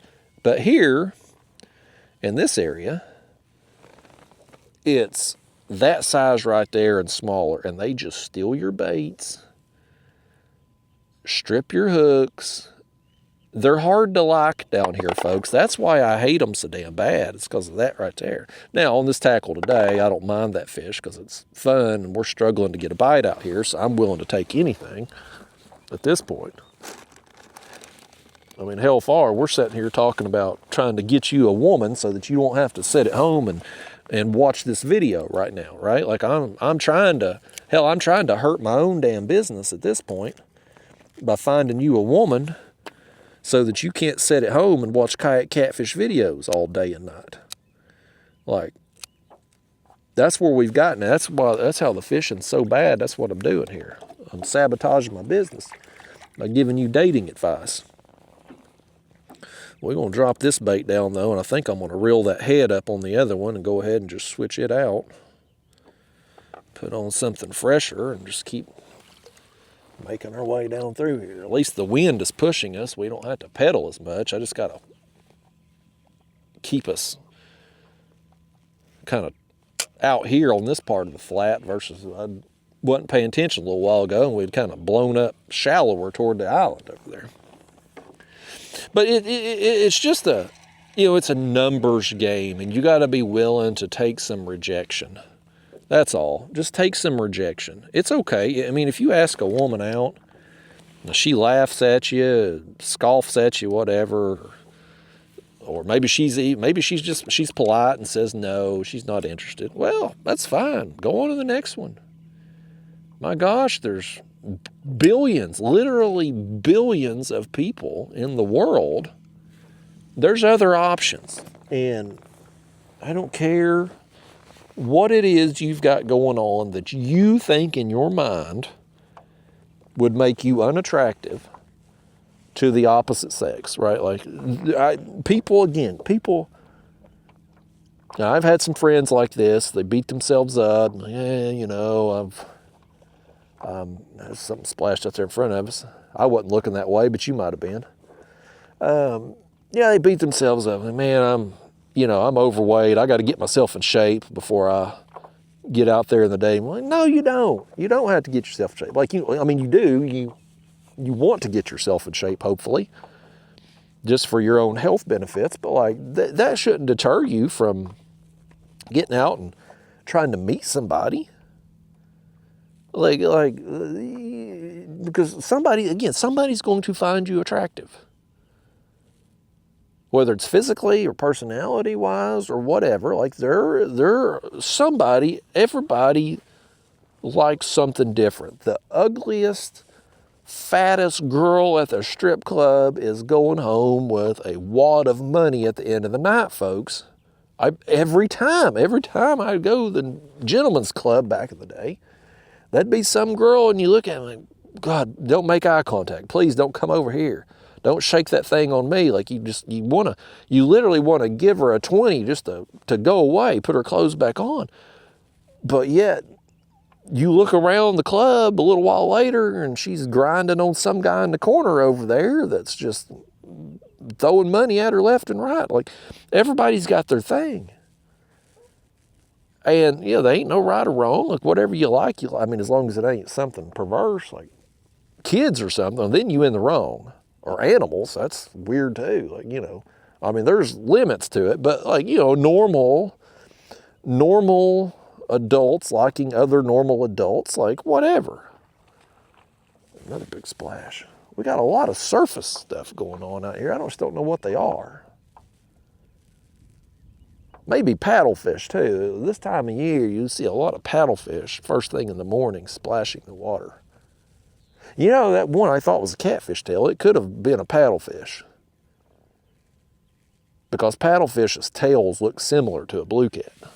I bet that's what it might have been. That would make more sense than a catfish coming up like that on the surface. Because these paddlefish, man, first thing in the morning, if you just happen to be looking the right way, you'll oftentimes see them, and they'll come completely up out of the water and come crashing down. I don't know why they do that, but they do. So, yeah.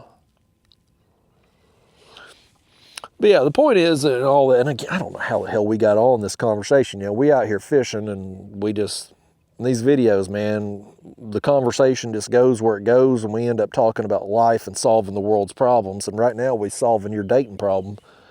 And it just comes down to asking more women out. Get out there in public, put yourself out there in situations where you can meet people. And maybe that's through a hobby, maybe it's through your job. I mean, when I met my wife, I met her at work. That's where I met her at. I mean, working as a nurse, I worked with predominantly women, so it was a great field to be in to meet women. That's for sure. I never lacked opportunities. That's for sure.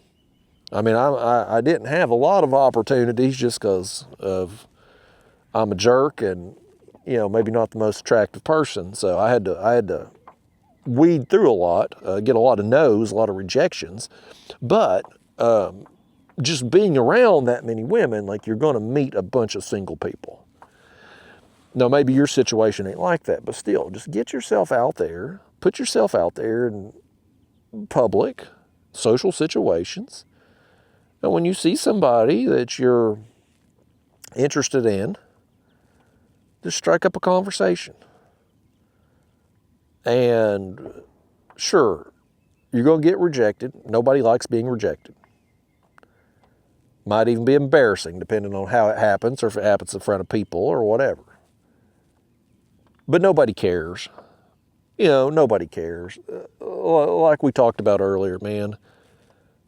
There's the Hawk-Tua girl who had one viral moment and was able to capitalize on that and stay relevant here a year or two later. Like, I still remember who she is a year or two later. Most of the time, though, even if it's something just super crazy happens, super viral, everybody sees it and has a laugh, it's over the next day. You've done forgot about it. They're on to the next thing. And it's the same thing, man. You go up and you talk to a girl in public. Maybe she's got some friends around. You ask her out. She says no, and you know, you can hear her and her friends giggling and laughing about you as you walk off or something. Like, they ain't gonna think about you the next day. Like, it's not a big deal. Who cares? So just treat it like a numbers game. I promise you, I don't care who you are, what you got going on. You ask 100 women out, you're going to get a date. I don't know how many. Maybe it's one. But that might be the one. You know, when it's said and done, like, that might be the one. And it just comes down to just asking. You got to ask. If you get that one date out of 100, then that means you've asked 100. You've put the work in. But chances are it's going to be way more. You're going to get way more yeses. And the more time you spend doing that, the more confidence you're going to get in yourself. Just asking. I mean, the first few women you asked out, it's nerve-wracking, right? I mean, even now, a lot of you out there, you're married. You think back in time, the first time you asked the girl out, it was probably terrifying. But you got through it. And it's just, it ain't that bad. The worst thing that can happen to you is she says no, and it ain't that bad, folks. You just move on to the next one. I don't know how the hell we got on this. I don't know how all these damn fishing videos get on to all these life topics like this that just goes down the drain. But by God, if you was out here fishing with me today, and we're sitting out here drifting along, not catching fish, on a flat that you would think would just be covered with fish, and we have all kinds of crap here. I mean, look at all that on the screen. We've seen that the whole way down through here. But we can't get a fish over about a pound to hit it.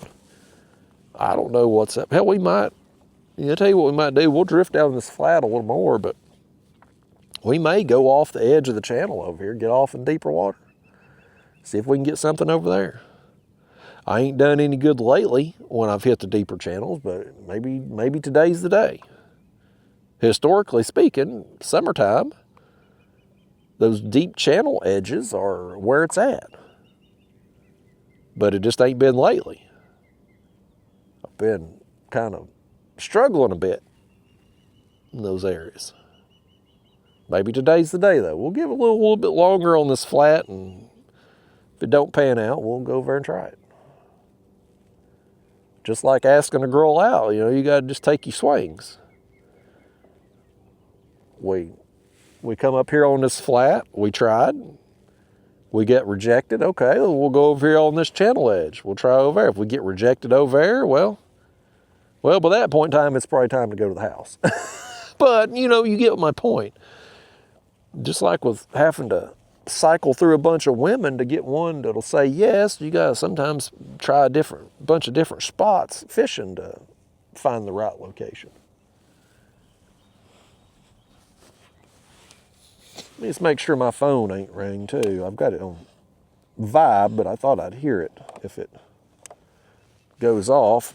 See if my kayak is ready to be picked up. But that's something we can talk about fishing related. So the kayak is coming today, one of them. I got 2 kayaks that I'm going to be getting over the next, one today and the other one here in hopefully 2 or 3 weeks.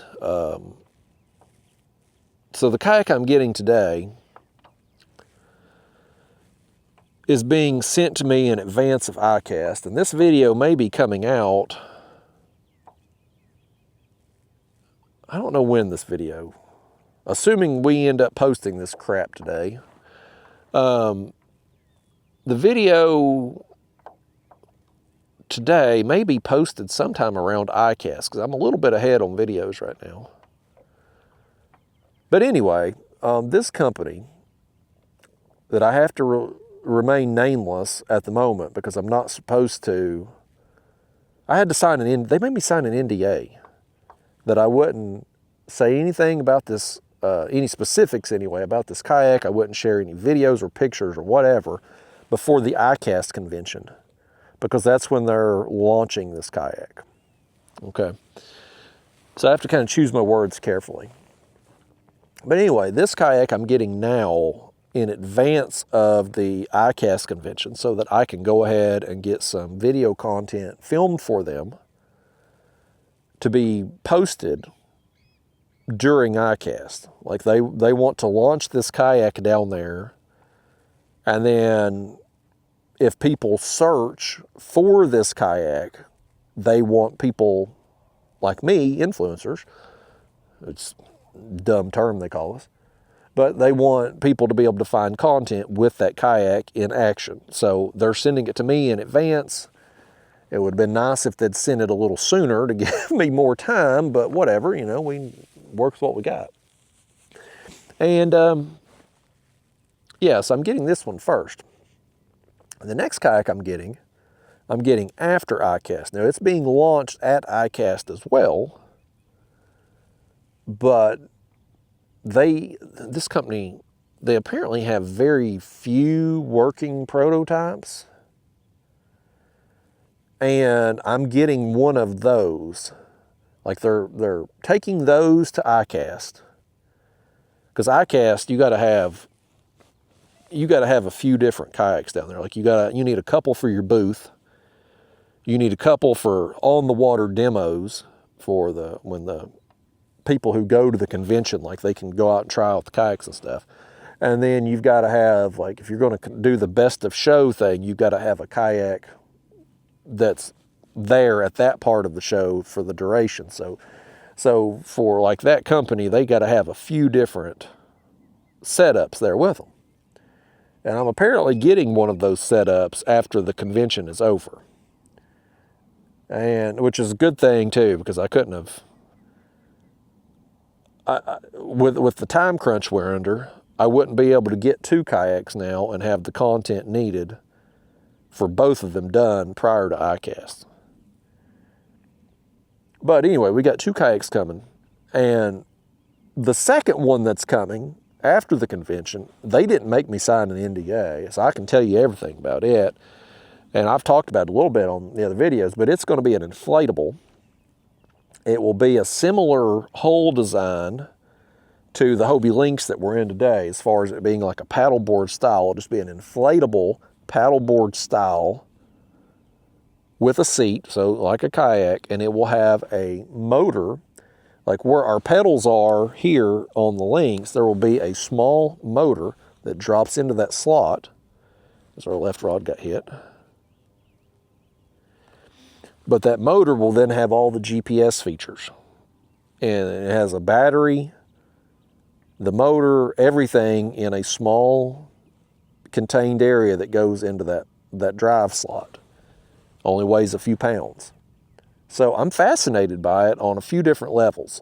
Interested in the inflatable for sure. I've talked about inflatables a lot. I think there's going to be a lot more people using inflatable kayaks in the coming years as the quality gets better and more companies get on board with making them. I think it's going to be a good option for a lot of people in a lot of situations. Oh, fish. Nope, he dropped it. Just the tease.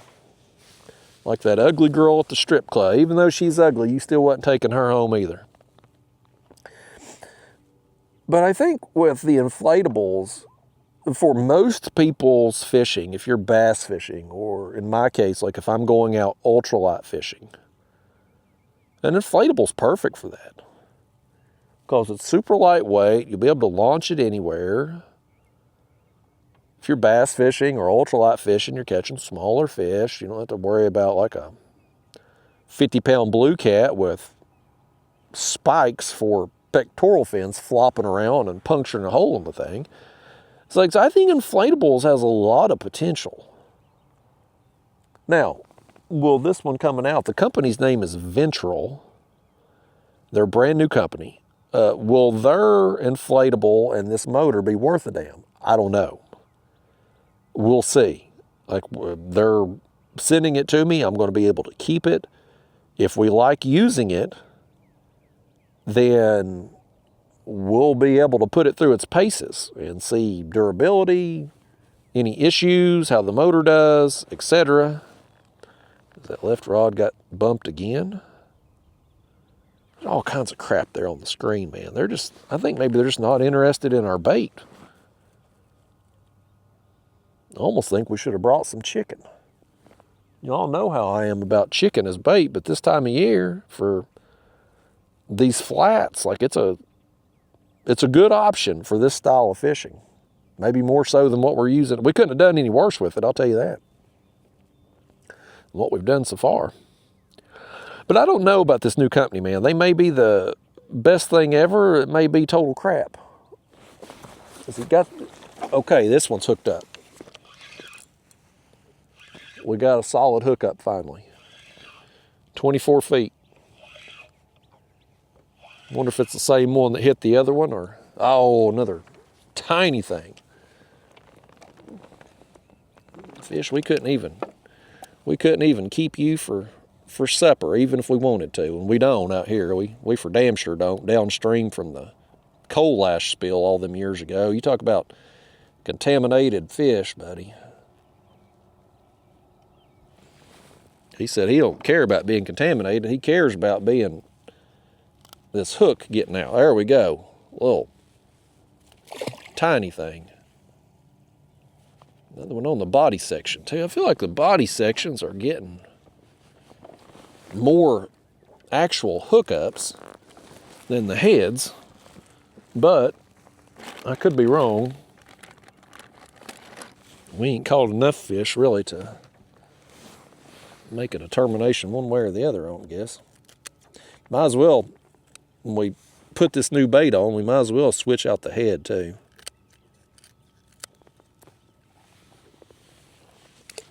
It's been hit a couple times, so it's probably time for it to get switched out. The stuffing's probably, oh, well, maybe we're going to catch one. Nope.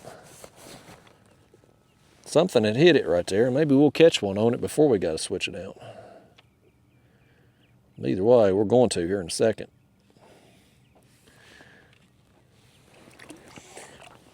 But yeah, this Ventral company, I mean, they're a brand new company. Launching their first kayak here at ICAST. It may be garbage. That's one of the things we'll just have to figure out. But now he's got it. Now he's got it. All right. We're going through some here now, folks. That's back-to-back fish. That's what I was hoping to get all the way down through here. Back-to-back fish, one after another, maybe mix in some better quality fish along the way. That would be a nice day.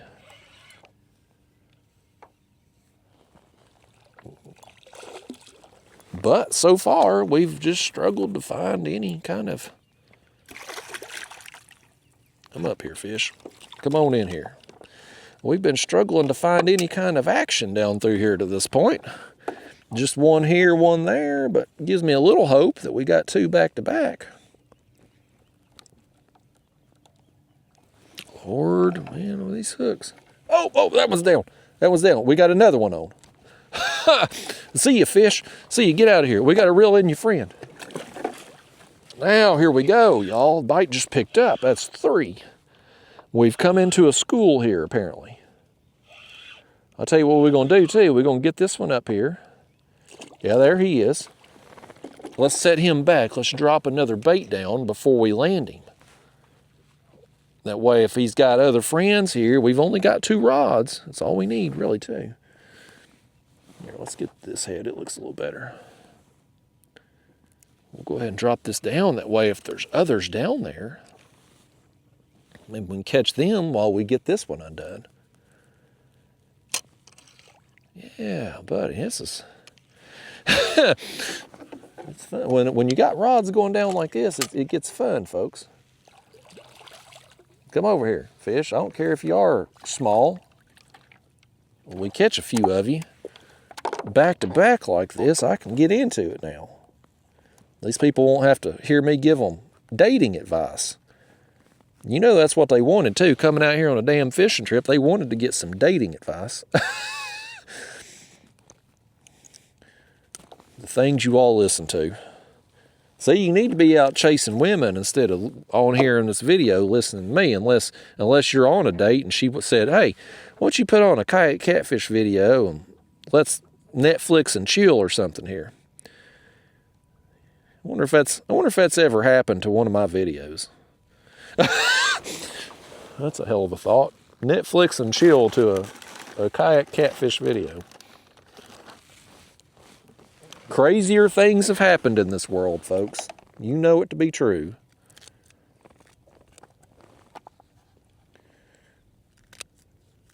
Yeah, we just went through a few fish, so Lord knows we've seen a lot of life on the screen down through here. We just ain't been getting the attention of them.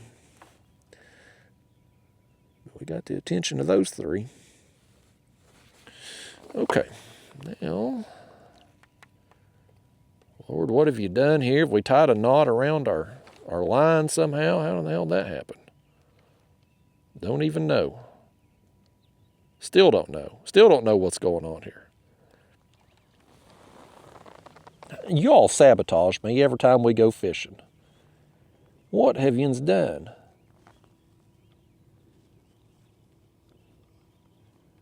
I think I'm making it worse. I think I'm making it worse and not better. There, we got it. Now we're in business. Now let's drop it down. I don't know how we done that.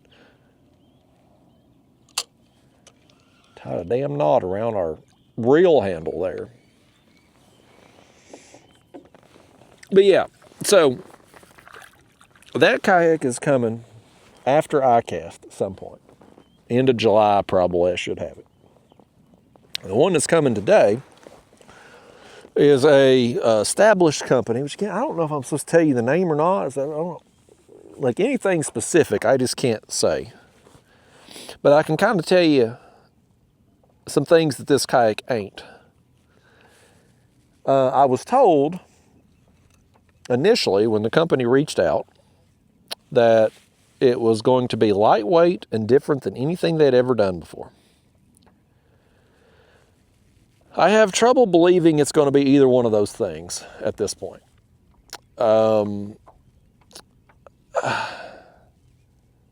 I have not seen this kayak. Like, when I pick this kayak up today, it will be the first time that I've laid eyes on it. I haven't gotten any marketing materials from the company, no official specs, no detailed pictures, anything like that. I did get a rudder kit in the mail. Like, they've been sending me some stuff for this kayak. I mean, this company, man, they've really went above and beyond for me. I'll say that up front. Like, so when they reached out, they were like, you know, they told me what they wanted from me. Just a few videos. They didn't really ask for much. But they were going to send me the kayak, and they were going to hook me up with some other stuff to rig it out. A graph, a motor, paddle, life jacket, like the full ensemble to fully rig this kayak and have everything I need for it, right? Very nice. And when I spoke with them on the phone, like, I didn't ask about the gear that they were going to be sending. Like, that was kind of an afterthought to me. My thought was, I want to know more about this kayak, right? Like, they've built up this mystery by saying, well, it's lightweight and different than anything we've ever done before, but I can't tell you anything more about it. Like, they wouldn't answer any more questions about it. Everything's hush-hush. Everything's secret. They wanted to keep everything under wraps until I cast. Which I get it. Like, if you're doing something new and innovative, and other companies find out what you're doing before your product hits the market, well, they're probably going to copy some of that stuff. Even if whatever you've got is patented, if people get access to your stuff before it hits the market, like, they're going to be able to maybe imitate it in some way. Even if they don't violate your patent, like, they can get ideas and try to come up with something comparable or similar. So the longer you can keep it under wraps until it hits the public, until it's available for sale, the better off you're going to be. So I understand why a company would want to protect their product and make somebody like me sign an NDA that I won't show it off before they're ready type deal. Like, I get it.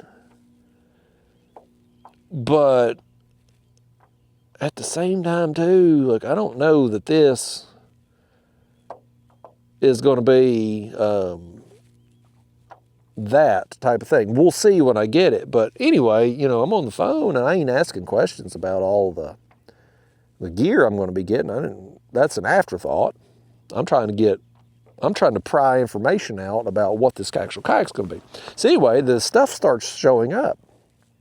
I'm getting all these packages in the mail to rig out the kayak. I got the life jacket. I got the paddle. Of course, I'm not going to use that damn paddle unless it's an emergency, but still, you need to have a paddle. I got a paddle out here in the links today. If something goes wrong and I've got to use that paddle, it's there. It hopefully will never be used, but it's there if we need it. But the paddle they sent, I mean, it's over $100. The life jacket, $100-something. I get the graph, and I thought they would send me a graph. I thought it would be something like we've got on the links here, right? Like, I got that last year during the Bass Pro Father's Day sale, whatever summer sale they had there. It was cheap, marked down clearance, right? And I thought that's what they'd be sending. Like, I thought this company, they'd probably send me like some $200, $300 graph, maybe. Hell no, y'all. This graph shows up, and I'm like, holy cow, like, this looks nice. And I'm not an electronics expert. Okay, I'm not. I know very little about the latest and greatest electronics. Like, you all know me. I use this. It's got the map card. It shows me my depth and speed. Like, that's all I need. I do have a live scope. It's a few years old. I will take it on bait runs and stuff, or if I'm going out to try to catch crappie, I can take it for that. But I'm just not an electronic, like I just don't follow along with the electronics. It's just not I'm not that interested in it. But anyway, I get this graph. It shows up in the mail, and I'm like, this thing looks nice. Let me just Google this and see how much these things cost. It's a $1,400 graph. Like, this is a nice piece of electronics, $1,400. I'm like, holy cow, like they're putting some money into me.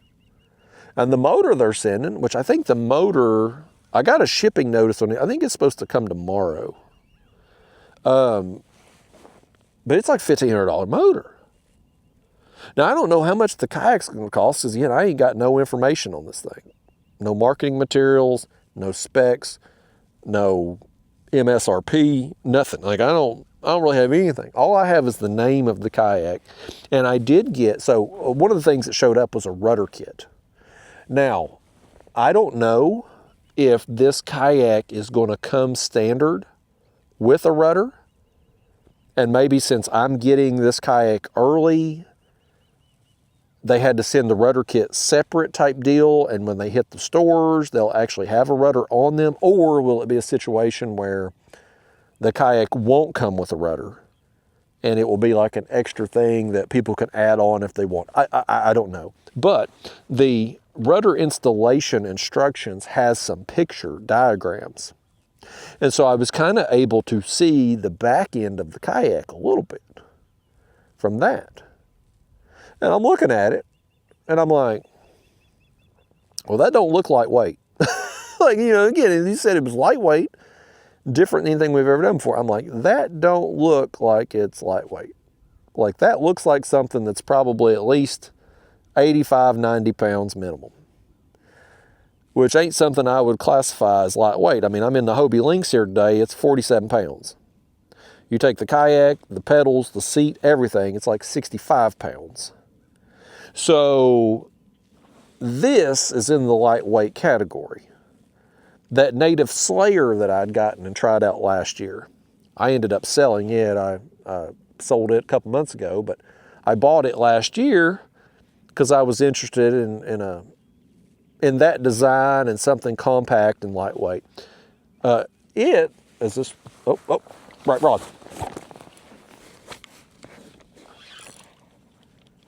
On that body section again, man. It's another small, I mean, he hit it, instantly started rolling. This fish knew he messed up as soon as he hit it, buddy. He's made a bad decision. Oh, it's another of them dang channel cats. This channel cat didn't get word that I only want to catch them when they're bigger, up there on Sandusky, not down here in the south where they get this big. You danged old channel cat. He heard I'd changed my tune a little bit on channel cats, and he wanted to come see if it's true. Word's out, folks, word's out. This fish, he watched them Sandusky videos and heard what I was saying, nice things about channel cats. He wanted to just come verify. And then he splashed me in the face. There, did y'all get water all over the lens? Nope, y'all looking good. Just me, as usual.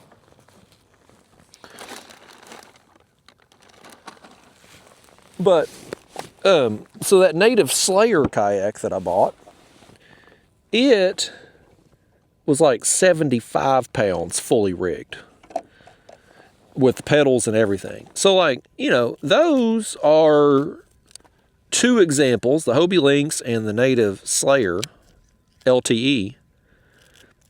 Like, those right now are two examples of kayaks that are in the lightweight category. Like, if this kayak if it turns out to be 85, 90 pounds that I'm guesstimating it's going to be, like, I don't know that you'd call it lightweight. And then, of course, you know, you're going to throw a graph on it, motor on it, battery. It's going to end up being something you got a trailer. So there's that. The other part of that thing on the conversation was different than anything they've ever done before. I don't know, unless there's something surprising that I'm not aware of. And again, you know, I haven't seen the full layout of this kayak. I haven't seen anything other than just the pictures of the back end from the rudder kit that I got. So I can't speak to 100% certainty, but I don't think it's going to be something that's just, that you would say it's different than anything they've ever done before. So I don't really understand the need for the secrecy. Like, why did I have to sign the NDA? Why couldn't he just tell me on the phone things that I would want to know? Like, what is the, if it's lightweight, what is the actual weight? What is different about this kayak that makes you say it's different than anything y'all have ever done before? Like, those are questions I had and couldn't get answered at the time. Well, why not? I don't know. We'll see when it shows up today, though. Yeah. In the next video I post, I'll have to look at the schedule. I think the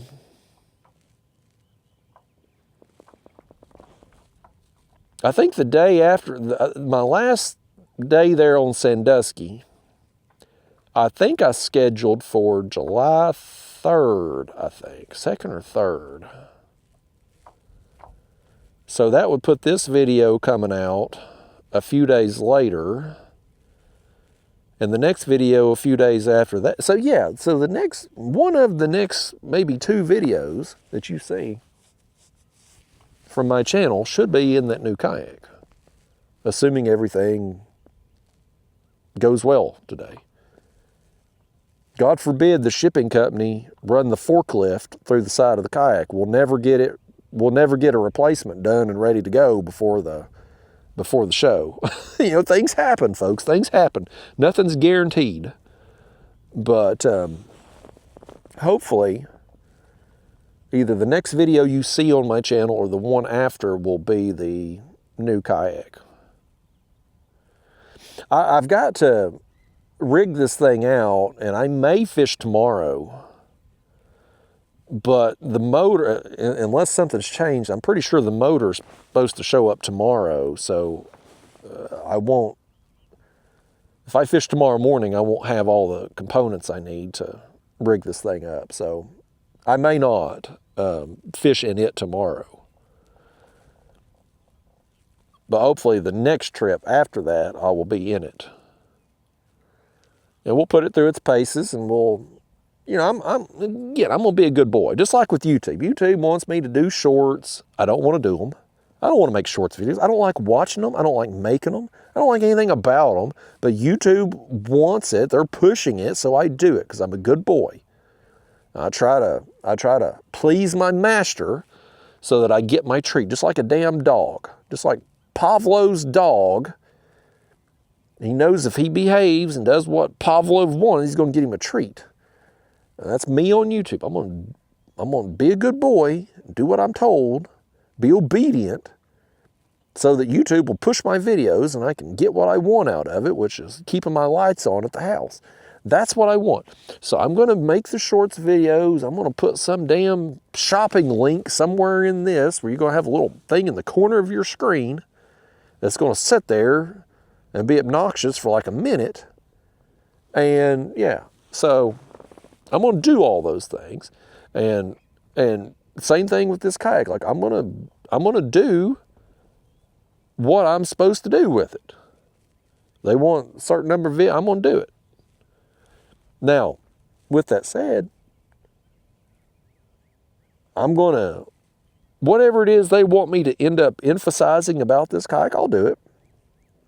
But if I find flaws in it, I'm going to share those too. I ain't going to pull no punches. Like, they've been very good to me. They've hooked me up with some gear. They're hooking me up with this kayak. Like, I get to keep it. When I'm done filming all this, like, I get to keep all this stuff. These are big ticket items. I'm grateful for it. But I'm not going to sell myself, my reputation, or my integrity over some gear. I'm not going to do that. So if there's flaws in this thing, you're going to hear about it too. Now, a few years ago, Old Town sent me the Autopilot. You remember that? Those of you who've been around a while, the Autopilot kayak? When they first come out with it, they sent me one free of charge. Do some video work, and I did. And I told you everything I liked about it. And I also told you what I didn't like about it. And I don't think that went over too well. But I mean, that's just the way it is. Nothing's perfect, folks. Nothing is. And the problem with influencers and YouTubers and all this social media stuff, the problem with them today, and why used to, when social media first kind of got going, the term influencer, quote unquote, it came about because people would influence others to make purchases or buy certain things or whatever. Left rod got thumped.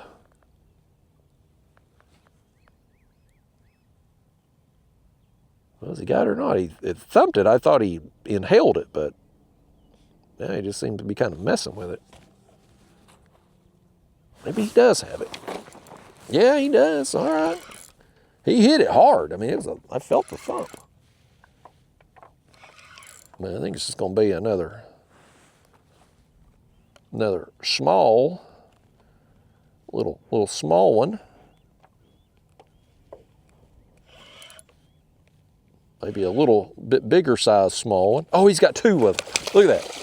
Is the other one still there? There was two of them that come up. Oh, the other one's gone. I bet he flung that bait off. The other one went after the bait. There was two, though, side by side come up. He had a friend trying to steal that bait right out of his mouth. This is another one here I don't know that we need a net on. Oh, quit it now. Actually, I think this one here is eat that hook kind of deep. Let's see if we can get this thing out.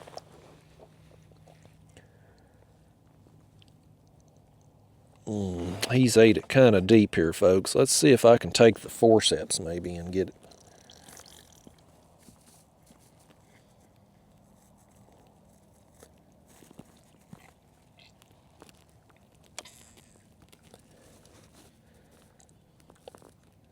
I see the hook back there, but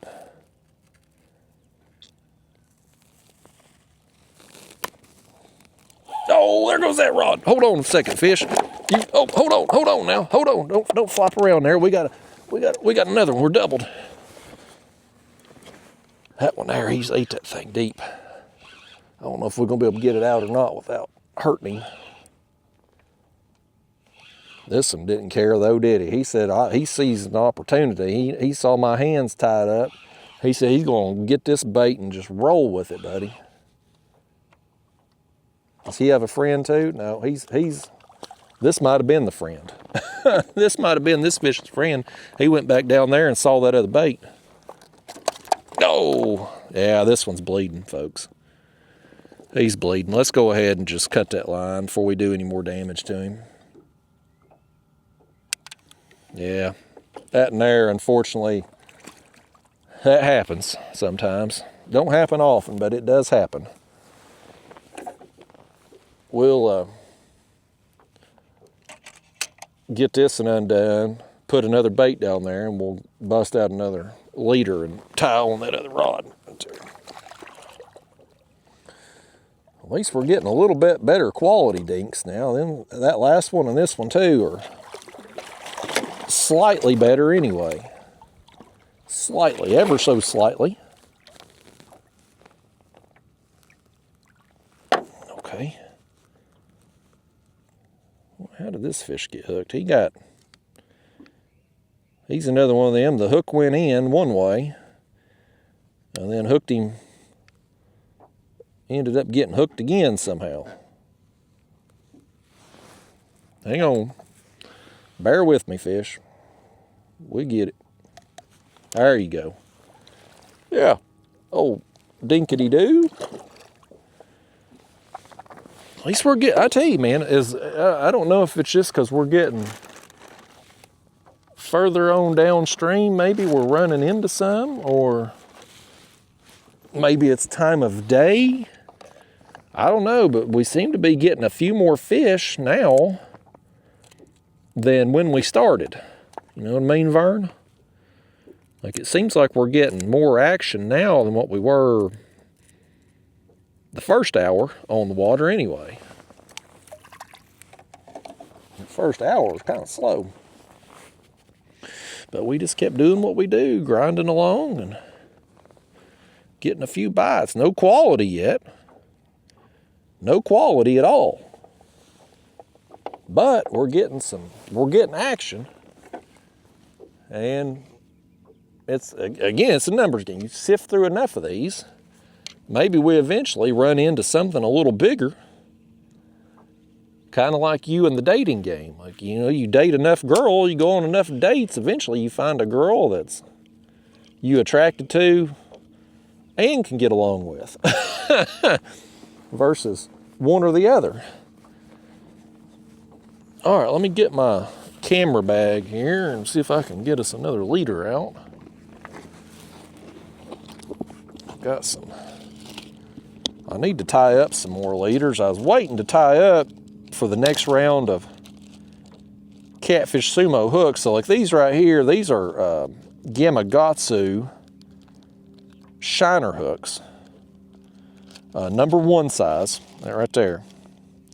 Catfish Sumo is coming out with some hooks, and I ran some prototype hooks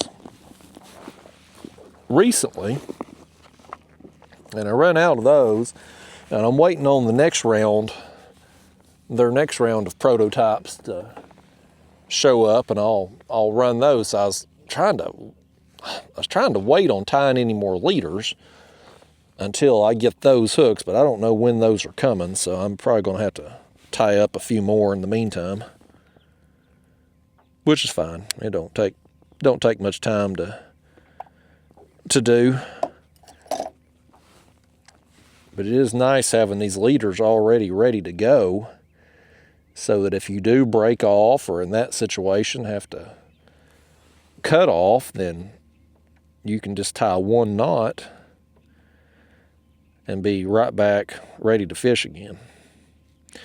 And I keep them in my camera bag. I had briefly went back to putting them in the kayak, and then I fished in my other kayak one day and needed them and didn't have them. And I was like, you know what? We're going to just put it back in the camera bag. That way we've always got it right there handy. Takes up space there in my camera bag, but that's all right.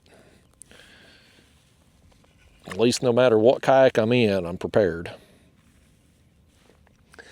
We're going to drop this down, and we got to get turned. The wind is kind of pushing us up toward this. So you can see kind of, no, actually we're okay. We're okay where we're at. I was looking at the different color there on the graph and thinking it was pushing us toward the islands over here, but actually we're on the edge of the drop over here toward the main river channel. So yeah, we're good. The wind right now, though, moving us 0.3, 24 feet deep. Still seeing some stuff there along the bottom. So we'll stay the course, man. We'll just stay doing what we're doing here. It's working. We're getting some more action, getting some more bites. Still lacking quality, but we just gotta keep making our way along here, man. We just gotta sort through them. Main thing is we're getting bites. That's something I haven't done much of on these trips at home here lately since the spawn started. There's just not been a lot of action that I've been able to get. So coming out here today, even though we're not getting we're not getting the size we would hope for, and I'm honestly not catching as many fish as I thought we could possibly get up on this flat, although we still got plenty of time. I mean, we may get on a school of them at some point down through here and just have one rod going down after another for a little while. I thought that was about to happen a little while ago when we had them 3 fish there real close. But still, by the time we're done here this morning, we will have caught several fish. And, you know, who knows if we get any size or not. But when you're struggling to catch fish like I have been lately, here at home anyway, it's nice to have a day where you go out and be like, okay, I still know how to catch a fish. Like, we're going to get some action here doing this. Just take the sure thing. Take the win, you know. It's nice to swing for the fences, but when you strike out, you know, everybody wants the glory. They want the home run. They want to trot around the bases, but part of swinging for the fences, man, you what was that old story? Casey at the bat, the mighty Casey struck out. Like, you know what I mean? Like, that part ain't fun. So it's nice to get some bites and have some fun. I like catching fish. And coming out today too with this, you know, this rod on the right here that's even lighter action than the light action we want this finished product to be. It's still like it's exciting when the rod goes down. It's exciting until you realize the fish weighs as much as the bait. But if you're somebody, like if you're into eating fish, you want to catch a bunch of catfish for a fish fry, family dinner, whatever, or take your kids out on a boat, or you know, I don't know, maybe you got a 2-seater kayak or something, you can take a kid with you, whatever.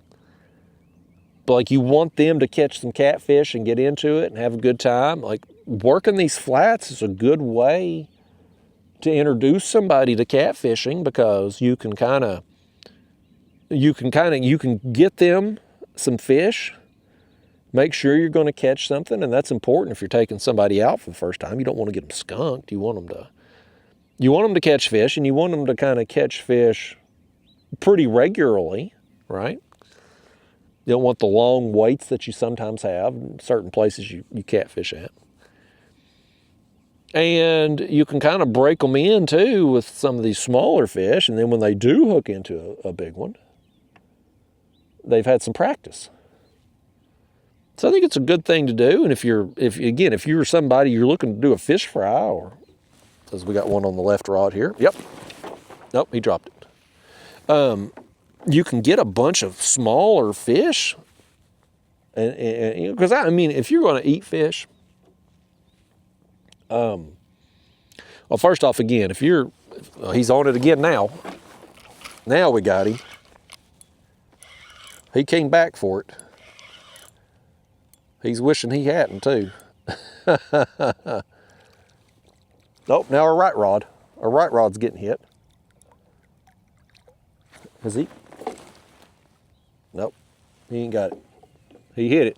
Let's see if he might come back for it in a minute too. But if you're somebody wanting to eat fish, I'd recommend eating the small ones. The big ones have had a lot of time because I mean, catfish in the beginning of their lives grow very slow. Like this fish here is a few years old, believe it or not. Like that fish there, he's been down there a while. You wouldn't think that by looking at him. You say, well, that's a small fish. He's not very old, but in actuality, he is. They get bigger over time, like they grow faster as they get into adulthood.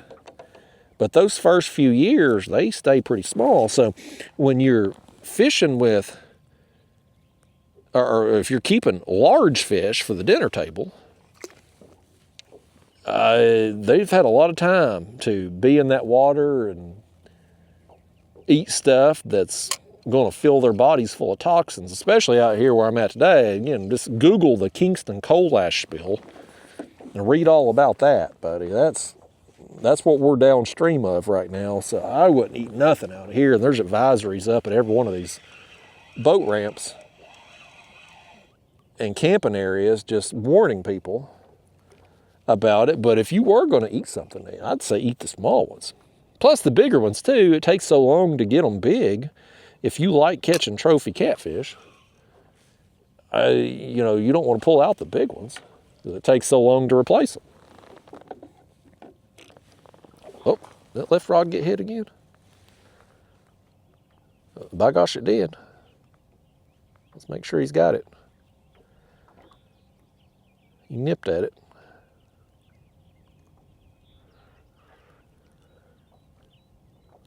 I don't remember where we was at in the kayak conversation. I can't remember where we left off before them fish started interrupting us and that one got gut hooked. Anyway, though, just to wrap that up, I guess, the kayak is supposed to arrive today. The motor's supposed to arrive tomorrow. I'm going to get everything rigged up, take it out. So either the next video or the one after, you'll start seeing videos in the new kayak. And now, does that mean I'm going to be giving up this kayak? No, it is not. I didn't, neither one of these companies that are sending me kayaks made me sign any kind of like exclusive deal, right? Like I don't have to use their brand or that model exclusively. I can use whatever I want. I just have to make a certain number of videos with each one. So I'm still going to use this thing. Like this right here, this Hobie Lynx, I love it. Of all the kayaks I've had, this is easily my favorite as far as being on the water, catching fish out of it, the transport of it, being able to throw it in the back of the truck with no need of a trailer, the weight. Like, there's a lot I love about this kayak. Now, the downside of this kayak, there's two big ones. Two big downsides from this particular model that affects me.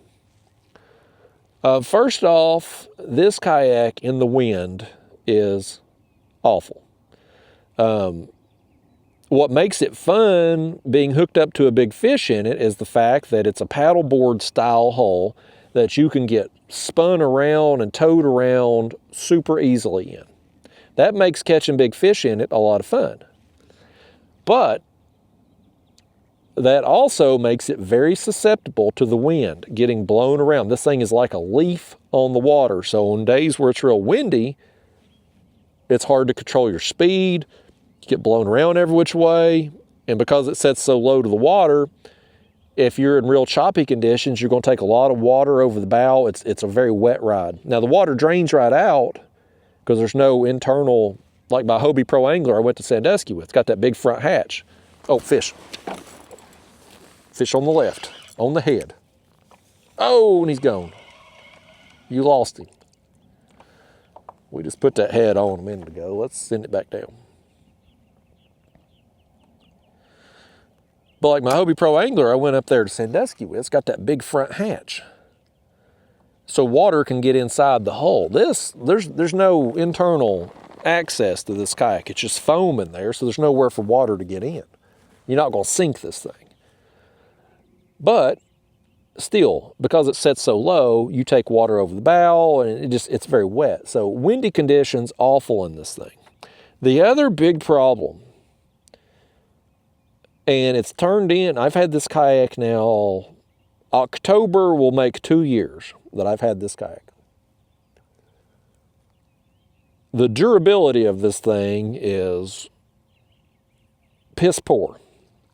This is the thinnest plastic kayak that I've had, and that's by design. Like it's not a defect, it's not a flaw. Like they made this kayak to have a very thin plastic shell that wraps that foam, and they done that so that it would be lightweight. That's how you keep the weight down.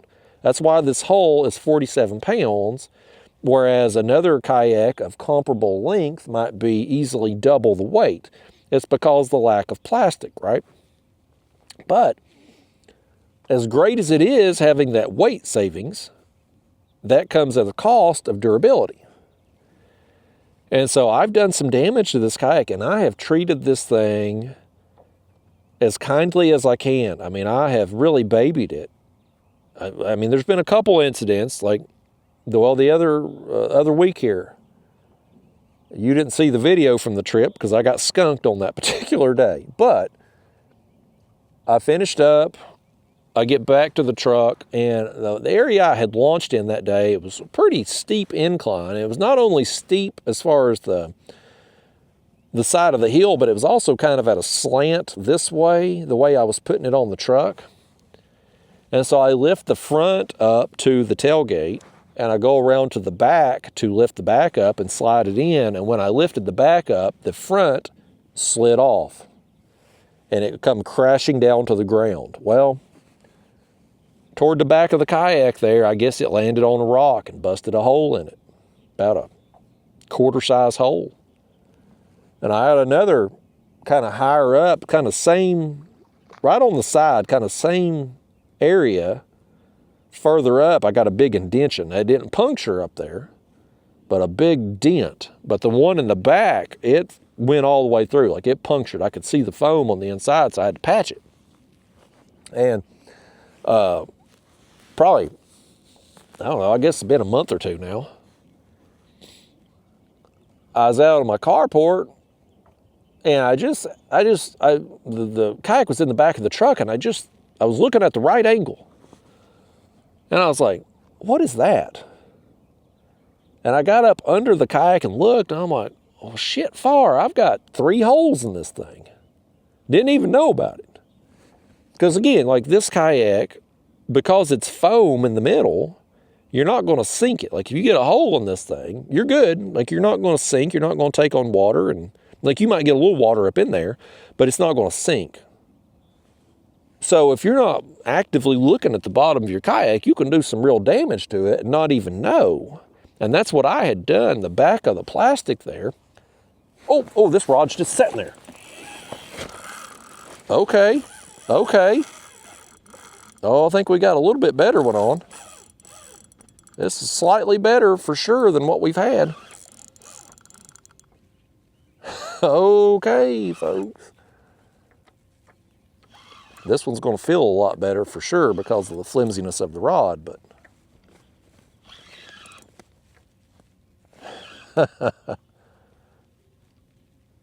now we'll see how the light tackle stuff does with sales, you know, when Catfish Sumo comes out with the rod I want. If it does well, maybe they come out with different models. Maybe this one might reappear someday, but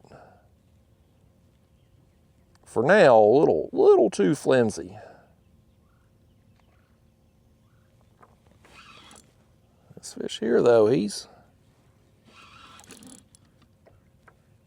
a little better. Definitely going to be a little better fish than what we've been getting this morning. Still ain't got to look at him. We got some visibility here in the water, but I ain't seen him yet. And the big bubbles coming up back here. Though, look at them bubbles coming. Maybe he's going to be better than I think.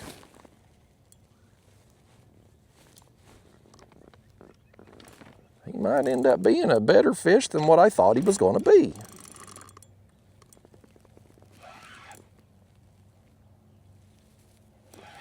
We should be seeing him any time now. Oh yeah, hell, that's a dang good fish. Oh, that's a dang good fish right there, man. I had no idea. I knew he was bigger. I didn't know he was that big. We're gonna need a net on this one. Get your net here, folks. We're gonna have to slide this thing in. Hell, we finally got us a good fish. Oh, Lord. Get over here, fish. Slide on in that thing. On that gizzard shad body section. There we go, buddy. 24 feet deep right here on this flat. Nice fish, yes. That is a good quality fish right there, man. That's a good fish anytime, but especially right now during the spawn when I've been struggling as bad as I have. Yeah. Boy, it took where we at on time here? Damn near 3 hours in. But we got him. We got a good one. This one just made the trip right here, buddy. Fish, you just ensured that we're getting a video today. All right. Let's hold him up for some front camera time here. Let's get our camera mount set up. Let me put you all up there. How's that look? Oh, perfect. Yeah. Okay. Nice, man. The camera's a little bit crooked though, ain't it? That's better. Okay. Yeah. I knew it was a smidge better, but I saw them bubbles coming up. I'm like, man, those are some big bubbles. And well, this is why. It was a big fish. All right. We'll see you, buddy. I'd like to see more of your size too. Yes. Yes, y'all, we got one fist pump worthy here.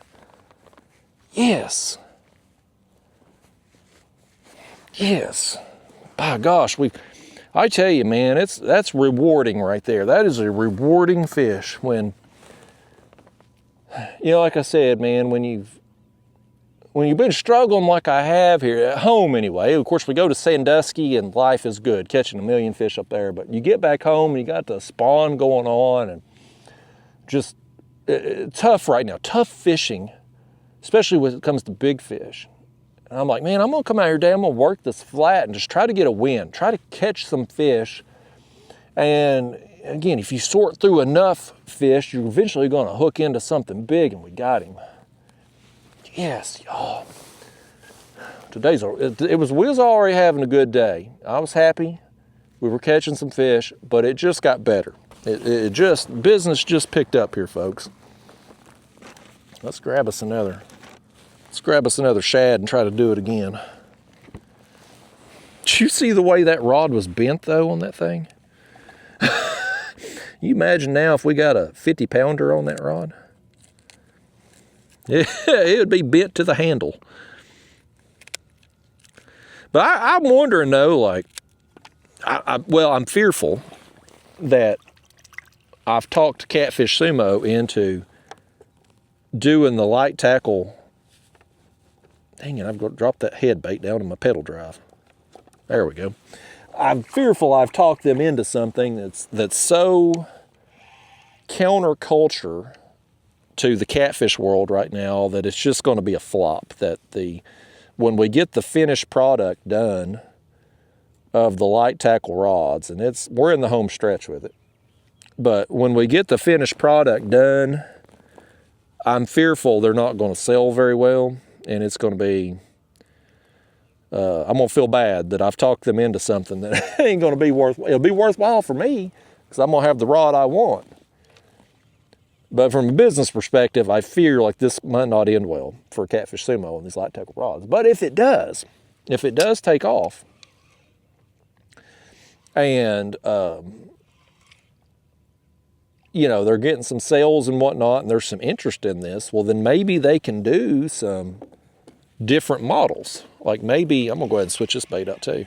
Maybe they can have, say, a lighter action rod that's like I want it to be, and then maybe you do an even lighter version.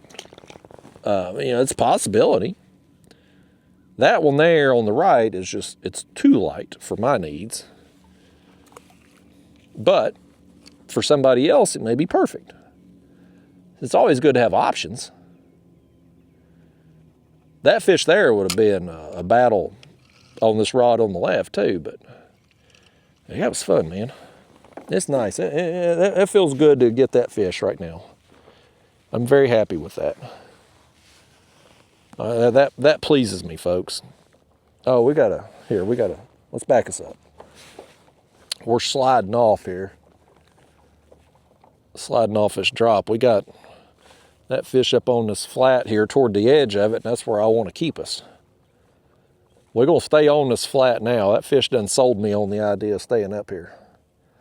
I had thought, we started out so slow that if business didn't pick up, I was going to move us off the drop and work the ledge, the bottom edge of the ledge, but we started catching fish, and now we've busted that, so now we're just going to stay up here for the rest of the trip. I'm going to fish we'll probably do another hour and a half here.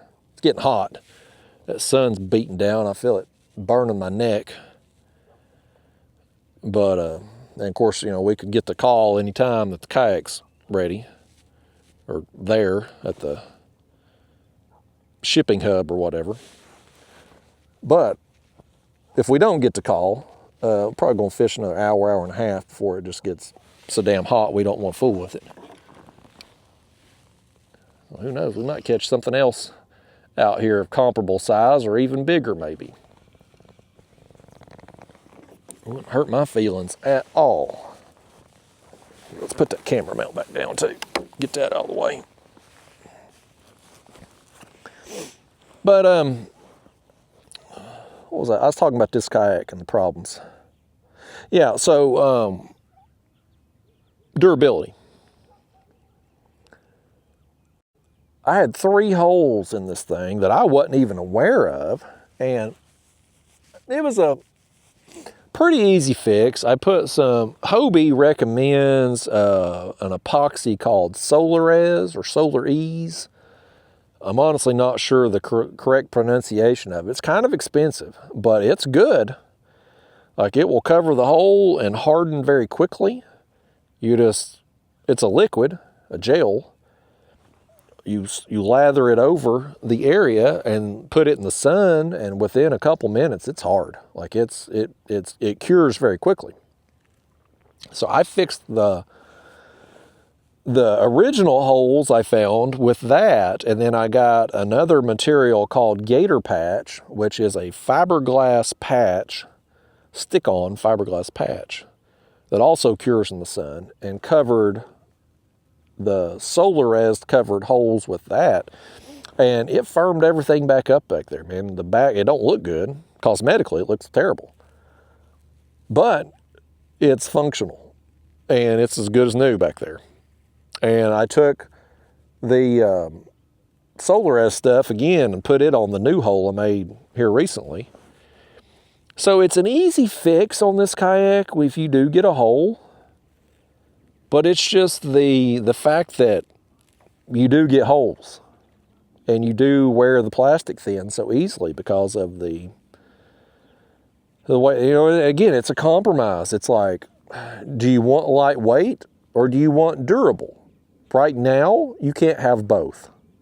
Maybe at some point in time we get both.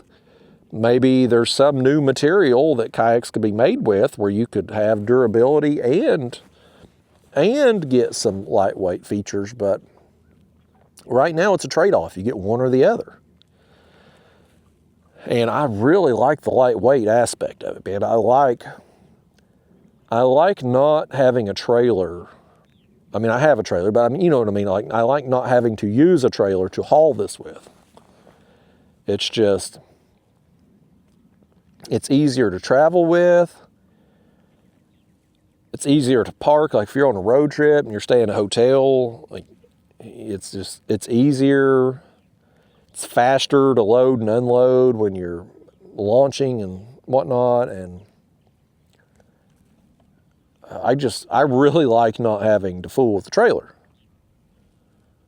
So there's a lot of advantages to this, but there are a couple disadvantages to it too. But I'm still going to be fishing out of this kayak, folks. Like, I'm not, when we get these other new kayaks, like, this kayak's not going away. Unless I just really like the other ones way more, well, then maybe I will get rid of this. But kind of what I'm thinking is going to happen is the kayak that I'm getting today that we're going to motorize, the company's sending the motor for, I think it has potential to replace my Hobie Pro Angler as kind of my big kayak setup, like my tournament rig. You know, I fished 2 tournaments in this kayak this year, and I wanted to fish kayaks in this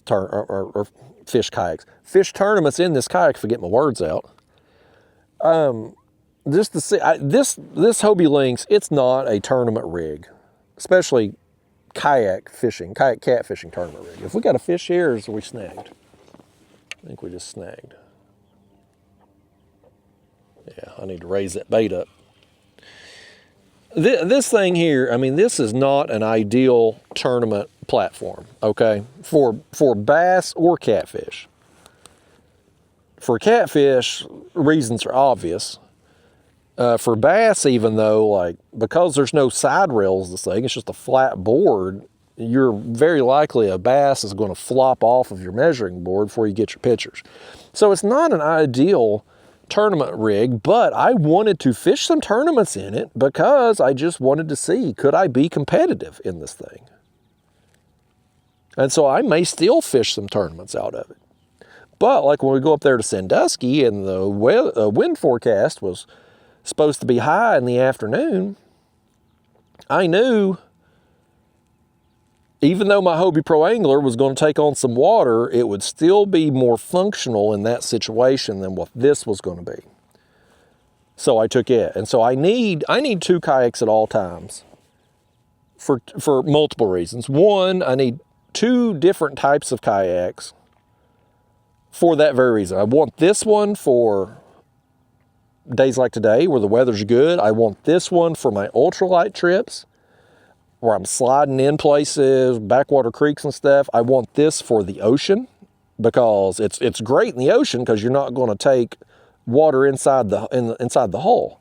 So I want it for those situations, but I need something bigger too for the kayak catfishing tournaments or days where it's going to be a little too windy or a little too choppy, or days I need to carry a bunch of extra gear. I want a bigger kayak for that too. So I think this kayak that we're getting today may be a replacement for my Hobie Pro Angler. If it turns out that I like it, we may replace the Pro Angler with it. I need, I've thought the last couple of years, like I bought that Bonafide XTR when it came out, and I thought it would be a replacement for the Hobie Pro Angler, and it wasn't. I just didn't like it. Fine kayak, it's fine. Just wasn't for me. There's things about it I didn't like. Too heavy, too stable, too big. I just didn't care for it. No real problem with the kayak itself. It's just my personal wants. It just didn't line up with those. I thought it would, but it didn't. So I sold it and I kept the Hobie Pro Angler. But my Hobie Pro Angler is getting old, folks. It's a 2017 model. Now, I bought it used in 2019, but still, I've used it a lot in the last 7 years. There's been a lot of trips, a lot of concrete boat ramps, a lot of usage on that thing. And it's still got some life in it. It's still going strong. But kayaks, they don't last forever. And it's a matter of time. And so I need to find a replacement for that. And I certainly don't want to get a new Hobie Pro Angler or a newer used one either, because I've talked about the problems with Hobie on this channel ad nauseum. I mean, when the other owners sold to that private equity group and they moved the operation to Mexico a few years ago, man, quality just went down the toilet. And now Bass Pro bought them last year, and they've been in the process of moving everything back to America and getting parts and boats and all that made again. But like, so far, none of the new kayaks that Bass, to my knowledge anyway, that they're making with Hobie have come out, and I'd like to pump the brakes a bit. Just, let's say I was going to buy a new Hobie Pro Angler, one that the Bass Pro Group has made when they get everything operational. I wouldn't want to buy one of the first ones. Like, I'd want to make sure that everything's up to snuff, if you know what I mean. Like, new company taking over the manufacturing process. Maybe it'll all go smoothly. I just feel like there's potential there for there to be problems. And so I would like for other people to find out, as this rod got hit, I'd like for other people to find out if there's problems before I find out there's problems. Let them get the kinks worked out. And then if it turns out, if I don't find a suitable replacement of another brand or model that will replace it, and I end up getting another Hobie Pro Angler, well then, hopefully it'll be back to good quality again, hopefully. So, Yeah, but this kayak we're getting today has potential. I mean, it's going to have the new bow mount motor with all the GPS features. It clearly, while again, I don't have any specs on it, it apparently has enough weight capacity to support the bow mount. Because, I mean, I know for a fact this kayak, but the reason they're sending a bow mount motor with it is because it's bow mount ready. Like, it's apparently got some design on the front of it that allows you to very quickly and easily mount a bow mount motor to it. So that tells me it's got enough weight capacity to support the bow mount motor. So I think the potential is there, if I like it, to replace the Pro Angler as kind of my bigger kayak, bigger water kayak with all the bells and whistles type deal. As now our right rod is getting tugged on a smidge. You let it go. Will it work out? I don't know. We'll see. We'll see when we get it. Again, I don't think this kayak is going to be lightweight. That's what they told me on the phone. It's going to be lightweight. I don't see how that's going to be possible unless they've really changed the design of how they make kayaks. Maybe they have. Maybe they have. I don't know. But I'm going to be surprised if it's under 85, 90 pounds. And it definitely won't be. By the time you add the bow mount, the battery for the bow mount motor, the graph, the battery for the graph, throw in a bait cooler, you know, I mean, you're adding 100 pounds worth of stuff right there. So we'll see. Yeah, we'll see. But ideally, I'd like to have 2 kayaks at all times. One for different situations. That way my bases are covered. And 2, doing this YouTube crap for a living, like, let's say I'm only in the Hobie Links and I have a real problem with it. Like maybe I drop it off the back of the truck and like really do some major damage. Well, if I've got another kayak at home, then we don't disrupt the videos. We don't disrupt the schedule. But like if I do some major damage to this and it takes a while to fix it, or I have to replace it with another one, then we have downtime. However long that takes, right? So that ain't good for business, having downtime. So it's good to have 2 anyway.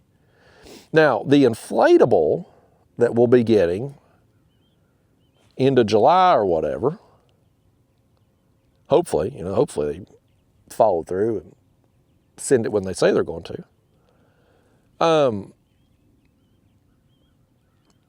It will be more of a, we'll see, we'll see with it. I've never even been, I'm fascinated by the inflatables. I've never even been in one though. So I don't know how it's going to feel. I don't know how I'm going to like it. I don't know how I'm going to be able to rig it. As far as like rod holders and graphs and stuff like that. The Hobie inflatable, it comes with like the A-trail mounting system. So you can put rod holders, graph, etc. pretty easily on that. Other inflatables is kind of, it depends on the company. It depends on the brand, what kind of mounting options you have. So it's, it'd be one of the things we just figure out together on here when I get it. But the durability is the big thing. That's what I don't know about the inflatable. Like, how is it going to hold up? When I'm pulling up on concrete boat ramps or rocky shorelines, how many times can you do that before you wear thin? Or will it just be so lightweight that you don't really, I don't know. And then, of course, there's the big fish and the fin deal. Like, you take that big one we caught there a few minutes ago. A fish that size, if we land him and he starts flip-flopping around and those pectoral fins, I mean, they're sharp. If you've ever felt one of them fins before, like they're just a bone. It's basically a bone with a thin sliver of skin for a fin coming off them things. Like if that fin landed straight down with all its weight coming down on that fin into the hull, like it could potentially puncture it. Would it? I don't know, because I don't know how thick it is, but it could. So, that's one of the things we'll see over time. And then there's also, too, another thing that's kind of a point of consideration with an inflatable. Like, with me, I can tell you right now, I'm not going to uninflate that thing after every trip. Like, I'm not going to show up over here to the launch and have to inflate it and fully rig it out before I get on the water. Like, that's going to be done at home one time, and we're going to leave the air in it. Now, I've read up on inflatables, and I think it was maybe it was the Hobie brand, or maybe it's another brand. I don't remember, but they recommended you, if you're going to leave it inflated, they recommended that you release some of the air. Don't keep it at maximum capacity. Because what happens is, let's say you've got it full of air, and it's it's summertime right now. It's blazing hot out here at the moment.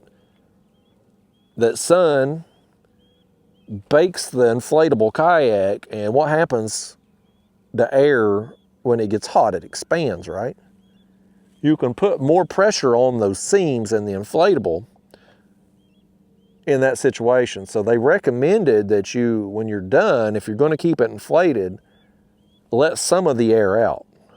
Well, how big a nuisance is that going to be to have to, even though you don't have to air it up all the way, if you still have to air it up a little bit before you leave out every morning, and then have to remember to disinflate it a little bit as this left rod gets hit. He's got it. Oh, he don't anymore.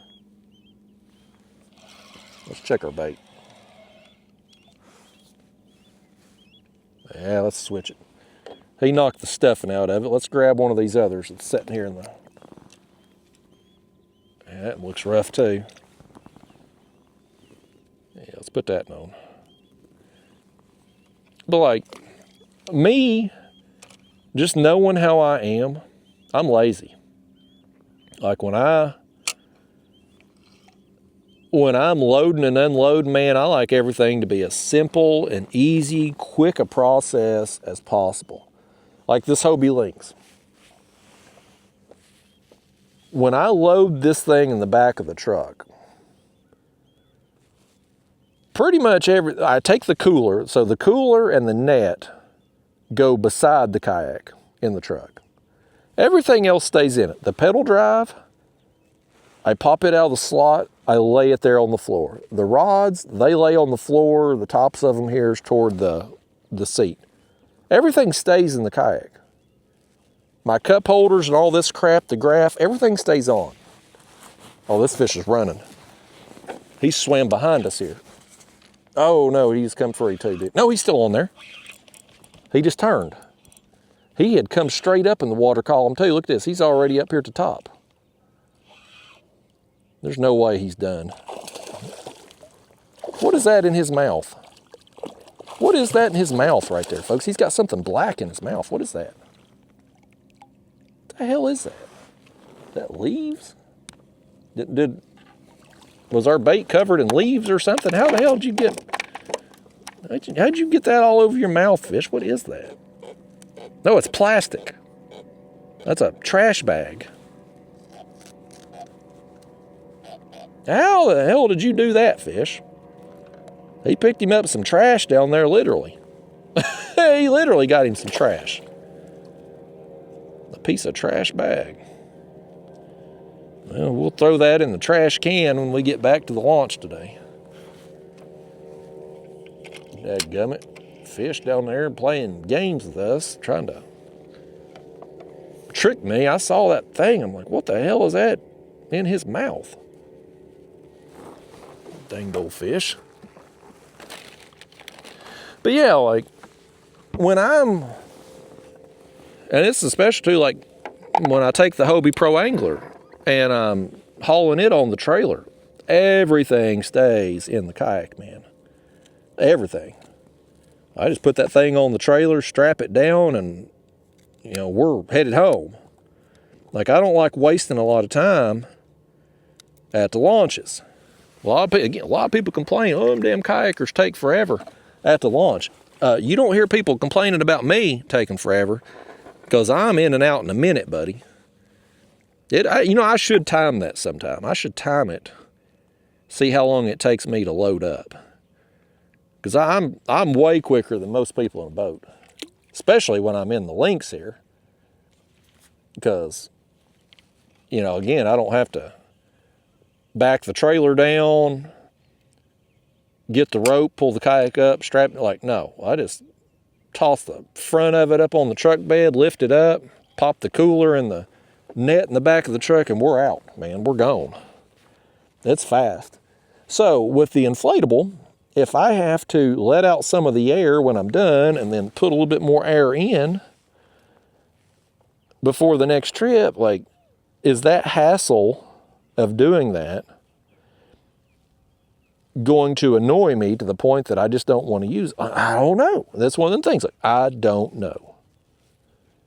Or is it a situation where they recommend you uninflate it a little bit so that it don't heat up and expand and potentially bust a seam or something?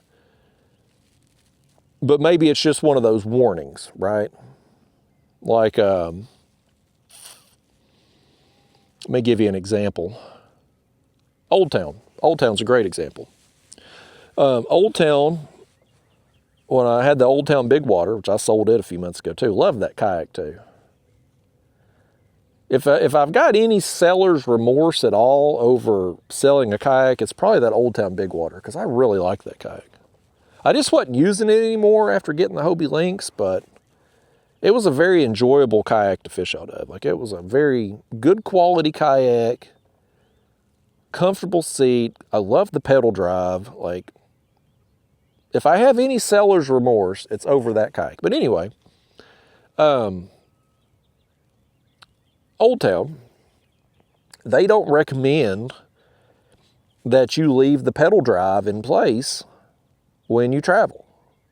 Like, you're supposed to take the pedal drive out of the kayak, put it in your vehicle, and then strap the kayak itself down in your truck or trailer or whatever you got going on.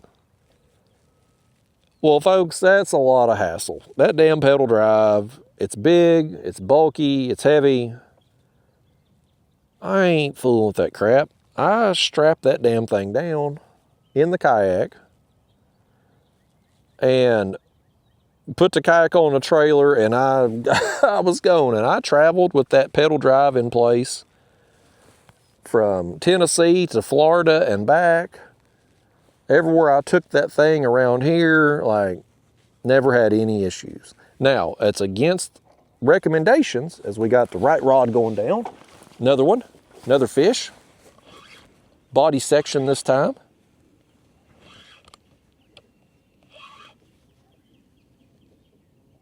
Oh, that's my phone. Well, we're right in the middle of the field. They're just going to have to leave a message. It might be that woman telling me the kayak's there. Come here, fish. You're interrupting an important call, potentially. Could also be spam, too. Probably a damn spammer wanting to steal my info and take all the money out of my account or something. What do you think about it, fish? You ever been spam called? He says he gets them calls all the time too, folks. All the time. Let's get us another bait down there and I'm going to see who called. Will it be a situation, though, with the inflatable where it's like, yeah, the manufacturer says you need to do this. They recommend doing it, but do you actually really need to do it? That's probably one of them things we'll end up finding out, because I know myself and I'm not going to want to go through the hassle spending an extra 30 seconds to uninflate it just a smidge, or get to the launch and have to get out there with a pump and pump it up a little bit before I put it in the water. Like, I just know myself. I know how I am. I'm impatient like that. When I get to the water, I'm ready to put in. And when I'm done, I'm ready to get the hell out. Like, I'm not spending a lot of time at the boat ramp. You're never going to hear people complain about me taking forever at the launch, folks, ever. A lot of people complain about kayaks. I'm telling you, it ain't me. It ain't me. I can just about load up and unload quicker than anybody, and I'd be willing to make a wager on it. Now, let's see who called me here. Yep, that's them. Okay, they've left a text. Well, no, maybe that's my voicemail translating to text. Your freight is here if you want to come pick it up. Thanks, bye. Yep. All right. And so, where are we at here? And we've still got some battery life. Let's fish a little while longer. We just got hit. It's still early in the day. Yeah, let's give it maybe another 30 minutes, and then we're going to get out of here and go get that new kayak. I need to, it'll take me a little longer when I get home, because I got to figure out what I want to do, how I want to get this kayak. So the other kayaks that I've had shipped to me, Old Town sent me that Old Town Autopilot, and they sent me that Old Town Big Water a few years ago. And they came wrapped in like cardboard and plastic.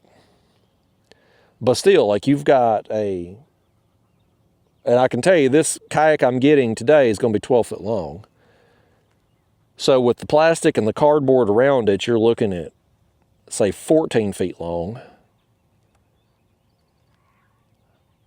I can't just put that in the back of the truck. Like, it's going to have to be, because since it's wrapped in plastic, there's not going to be any way to strap it. So I'm either going to have to put the bed extender on my truck so I can strap it to that, or get the trailer, take the Hobie Pro Angler off the trailer. I don't really know the best way to go about it. I mean, ultimately, this new kayak is going to be hauled on the trailer. But I don't know that I want to pick it up on the trailer today. I mean, the Hobie Pro Angler's got to come off. This one's got to come on. I've got to adjust the bunks and all that for this new kayak to wherever the channels are under it there along the scupper holes. Like, I want it to slide easy on, easy off on them bunks. So that'll have to be adjusted. But I don't know what would be easiest today. The bed extender is just,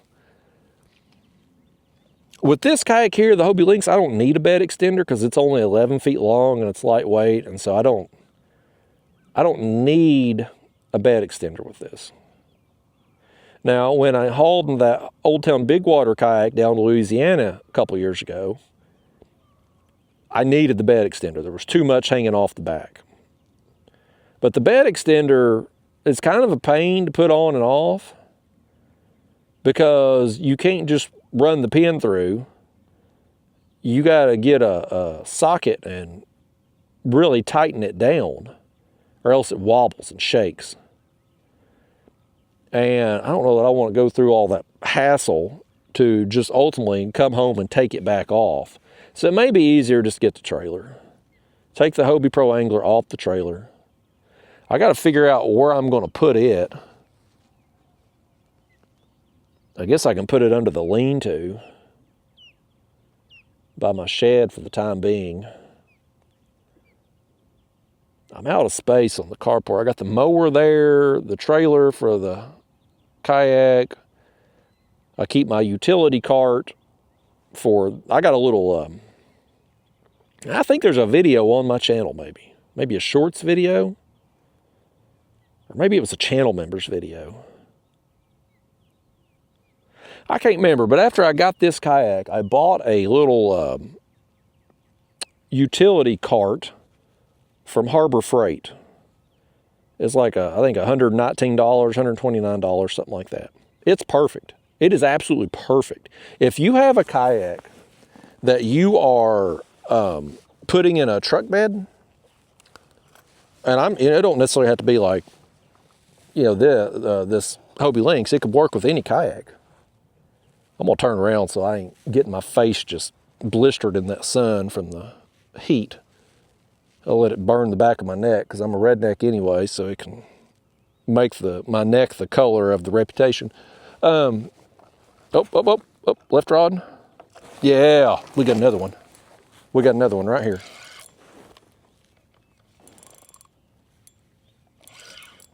Another fish on the head.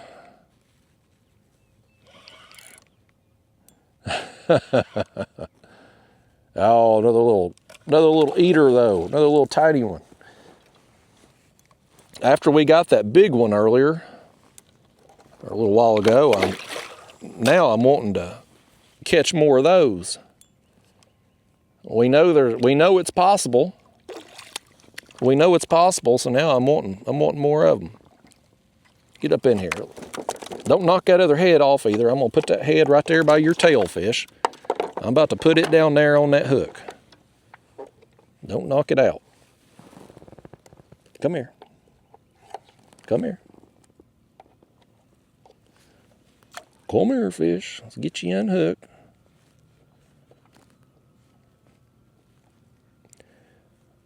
Let me get the pliers again. These thin wire hooks, you got to be careful taking them out of a fish because you'll bend them if you ain't careful. All right, there he is, little eater. Little eater with another bait going down. But anyway, if you are somebody that hauls your kayak in the back of a truck, this Harbor Freight utility cart is perfect because it's almost truck bed height. Like I can literally roll that thing up to the back of the truck, slide this kayak out onto it, and then roll it out of the way. And then when I'm ready to load up again, pull the cart over there to the truck bed and just push this right in. Like it is the perfect height. And it's got, so the cart has two shelves. It's got the top shelf, of course, which your kayak's going to rest on. And you can, I didn't do it with the links. I just put like pool noodle around the top edge of that top shelf there. But if you wanted to, you could just get you a piece of board, a piece of plywood or whatever, and cut it to fit, and have a flat surface area there to put the kayak on. But it's got another shelf under it, so I'll keep like the cooler and anchor and all that down there when I take everything out of the truck. Most of the time, this kayak though, most of the time it stays in the truck. I rarely unload it when I'm at the house. Because usually when I get home, if I have to go somewhere else, I drive my car. My car that I used to tow the kayak with and stuff, I kept it when I got the truck. So I just drive it everywhere. It's cheaper on gas to drive around town, grocery shop, things like that. So the only time I really take this kayak out of the truck now is if I'm taking the other kayak on the trailer. But if you are somebody, and I ain't trying to sell you nothing, but if you are somebody who hauls your kayak in a truck bed, that Harbor Freight utility cart is absolutely perfect. It is the perfect height, perfect size. It's lightweight, easy to put together, and relatively cheap. Like it's cheaper. They make some kayak stands that like roll and stuff. This Harbor Freight utility cart is cheaper than those. So I recommend it. I ain't trying to sell you nothing. I ain't making nothing off sending business to Harbor Freight or anything. Lord knows they didn't cut me no deal on it. I did buy it on sale, but I still had to buy it out of pocket. But it's just, I mean, it really works out. I'm really impressed with it. So it's something to consider if you have to load and unload your kayak out of a truck.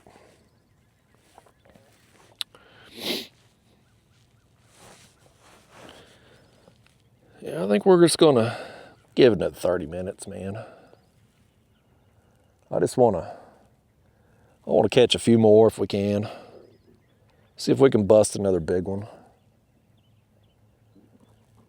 Today, it's going to get there in the end. We started kind of slow this morning. I feel like, what do we have? 1 or 2 bites the first hour, maybe? Like, I mean, I felt like it started really slow, but when we finish up here this morning, we're going to have caught several fish, and we will have busted a big fish. Like, the day, it may not have started like we would have liked. I mean, ideally, I'd get on the water and start catching fish instantly. Didn't pan out for us like that today. But it's turned out to be quite perfect. The wind kind of shifted direction here. We've been able to use it to just kind of drift along here. Right now, we're moving 0.3. And we're just working down this flat and getting a fish here, a fish there. We've had a couple times where we've had back-to-backs. And then we bust that big fish. Like, we're going to end up having a productive day here, folks.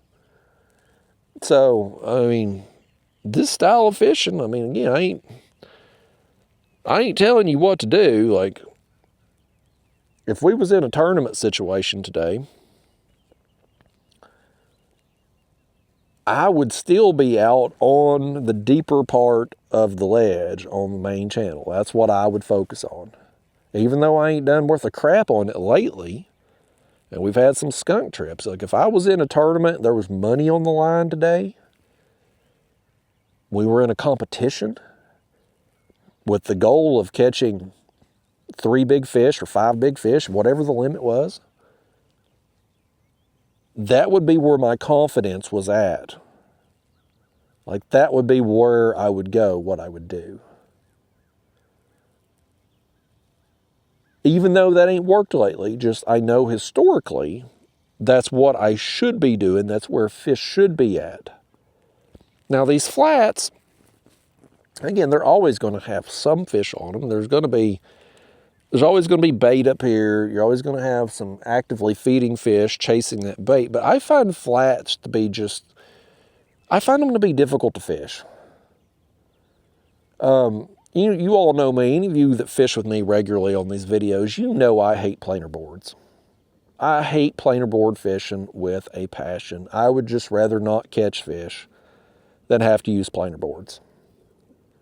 I've said it for a long time. If the day comes that I have to use planer boards to catch a catfish, I quit.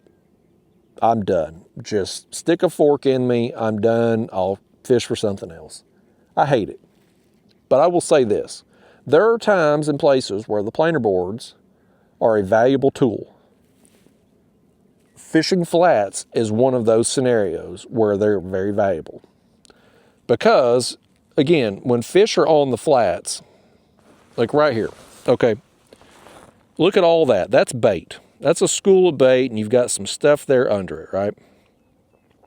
That bait could be anywhere over here on this flat, this whole big area here, right? All the way up and down. I mean, this stretch of the river here, this flat extends out all the way down through here. This, truth be told, this flat that's we're 22 feet deep right now. Truth be told, this flat was probably farmland back in the day before they made the reservoir. When they built the dams and the reservoir, and that's what the Tennessee River is, it's a series of reservoirs. When they built the dams, the water rose and flooded a lot of areas. And so this was probably just farmland on the edge of the river back in the day. Well, now it's a deeper flat, and it goes all the way down through here. Well, fish, when they're up on these flats feeding, again, they're gonna chase bait and roam and follow that bait wherever. Like, they're not gonna be following a predictable path like you can predict out on the main channel river ledges or going in and out of a creek or something like that, where they're going to be inclined to follow a path that you can put yourself in. So the name of the game when you're fishing flats is just covering water, covering as much water as you can. And when we're out here today fishing in this kayak, we've got 2 rods that are just vertical down under us. Well, these are 7-foot rods, and we've got how much space between our rod butts here? 2 feet, let's say. So you've got 16 feet between 2 baits. We ain't covering much water. Whereas you get somebody in a boat or a kayak with planer boards, and they're running 8 or 10 rods, and they can space those baits out 20 yards apart or something.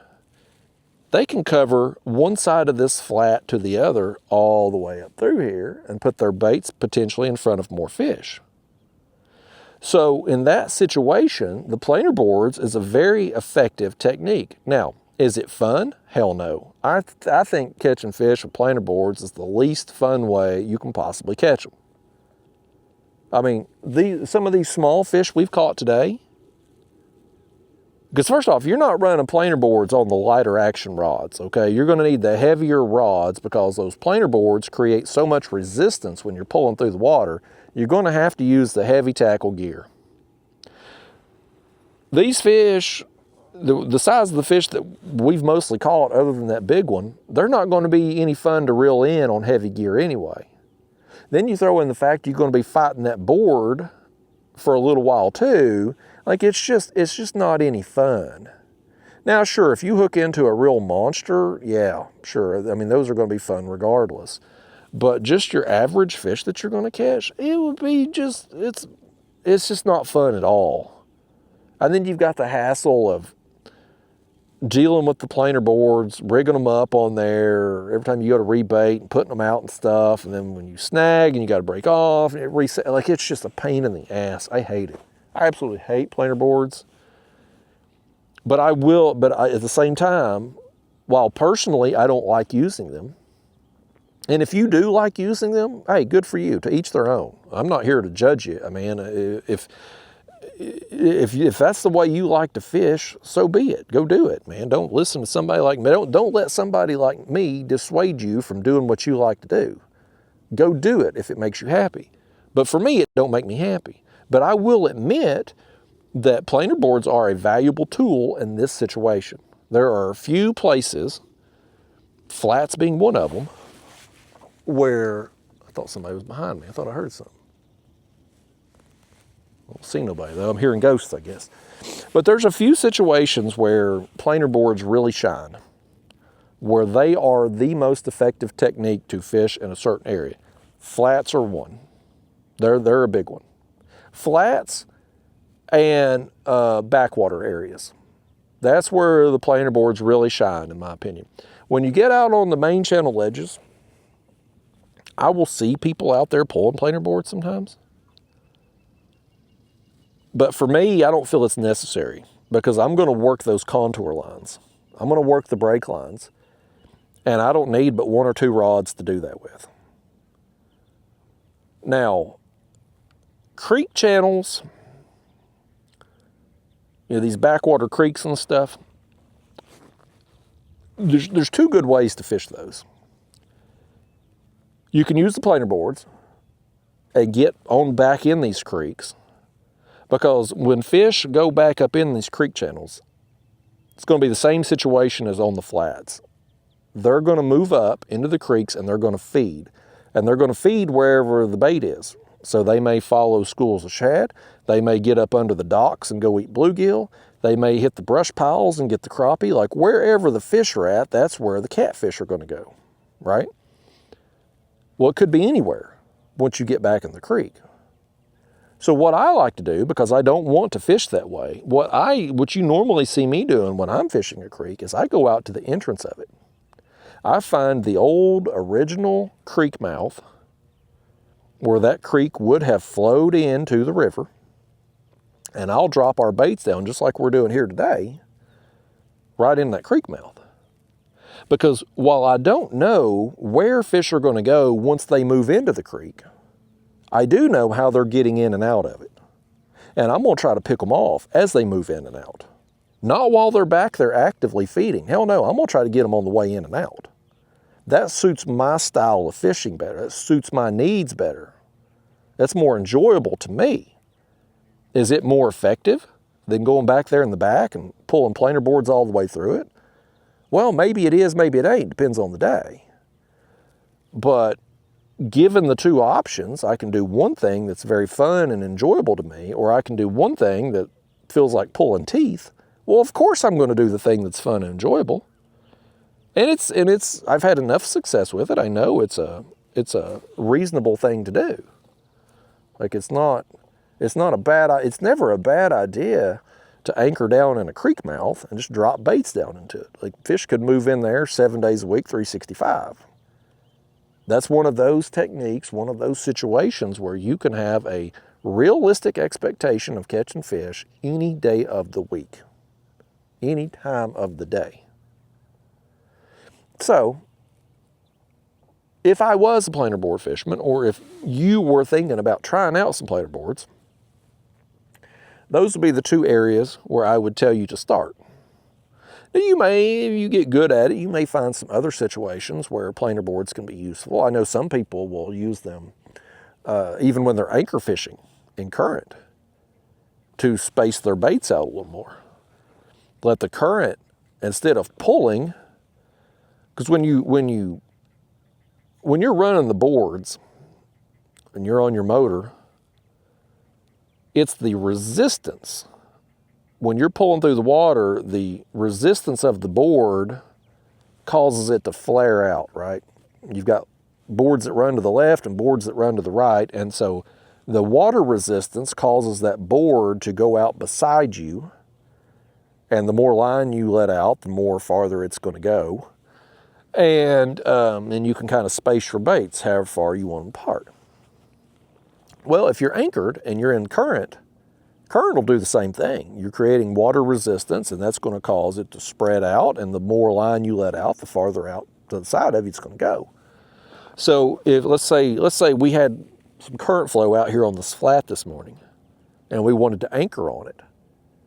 Well, you could run the boards while you were anchored and be able to cover a wide distance on this flat. So you might find if you're into planer board fishing, or if you're thinking about getting into it, you'll find ways like that where you can kind of tweak things and maybe find some other uses and different situations where they're effective and whatnot. But most people put their boards out and just go.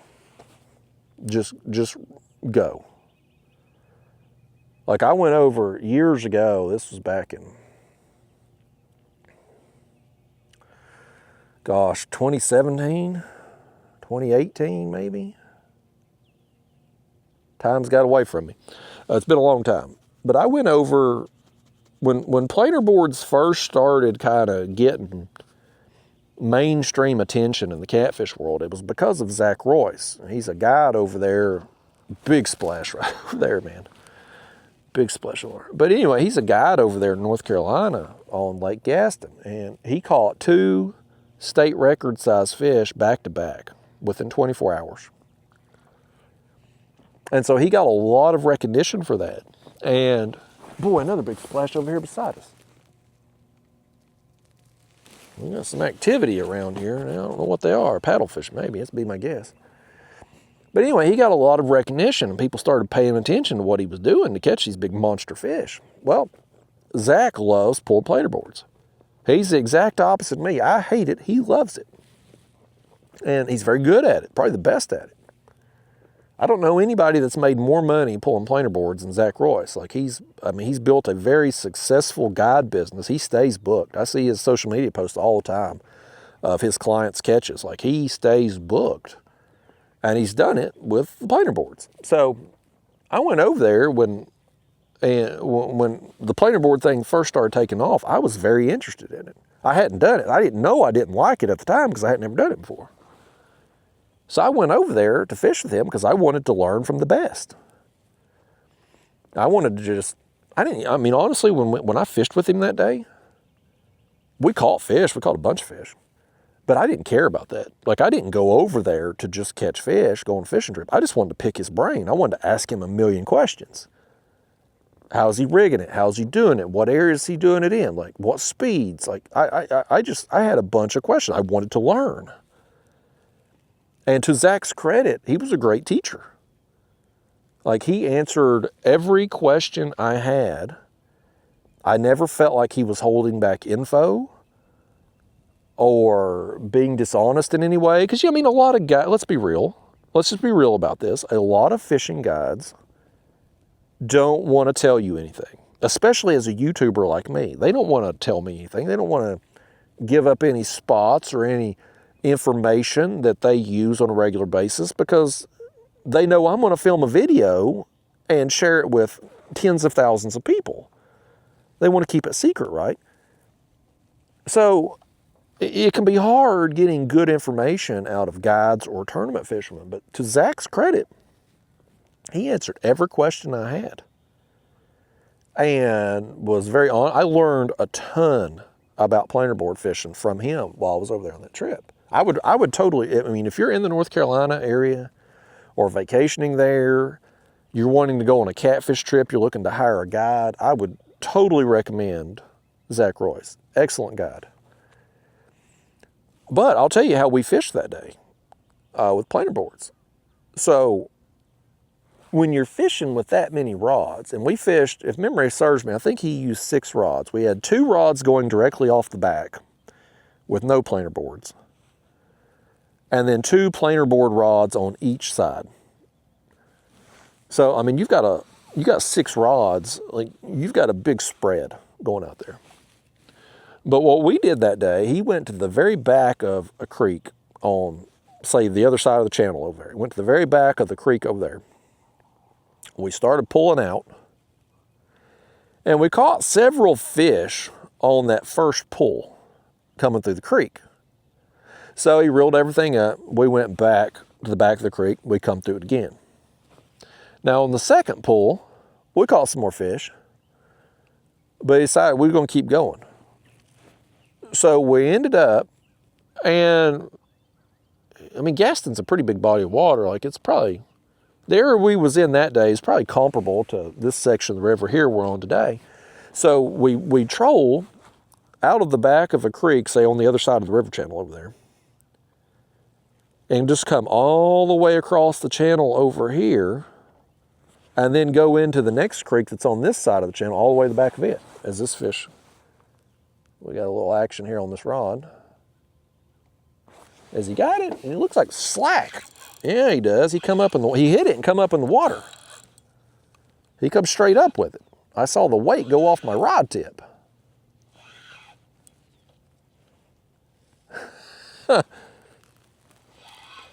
Danged old fish.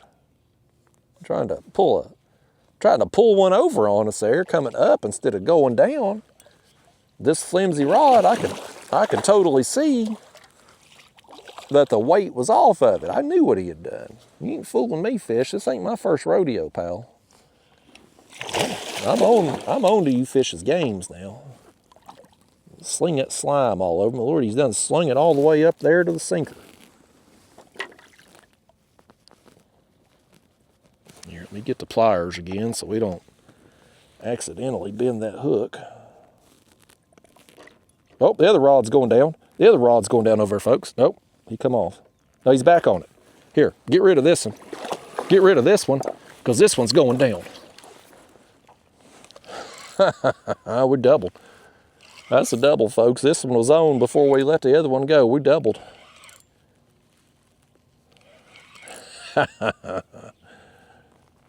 Little tiny thing on this one too. Maybe he'll take himself off the hook. How nice would that be? Boy, both of these lines are slimed all the way up above the sinker. Come over here, act like somebody. Flinging that nasty old slime up there. Let's get all that off there if we can. All right, man, double, boom, boom, back to back. We're right here now, right here in front of us, right here in front of a creek. On my plier, I dropped on the floor. There we go. Let's get rid of him. Let's grab us another shad. But we're right here right now. We're right here in front of this creek that comes out. we're gonna put about one more shad down, folks. I think that's all we're gonna do. I'm hot and I want to go get this kayak. We've reached that point in the morning where it's the damn face of the sun out here, and as fun as fishing is, it ain't nearly as much fun when it's so hot you can't breathe. Okay, let's grab this one first. We'll put our head bait on.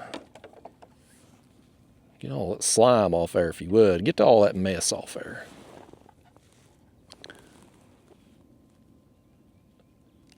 Yeah, let's send that down. 23 feet deep. We may be on a pile of fish, possibly. Back to back like that. Now let's get this one. Let's get all the slime off this line too. Lord, he's lost half his slime coat on our leader.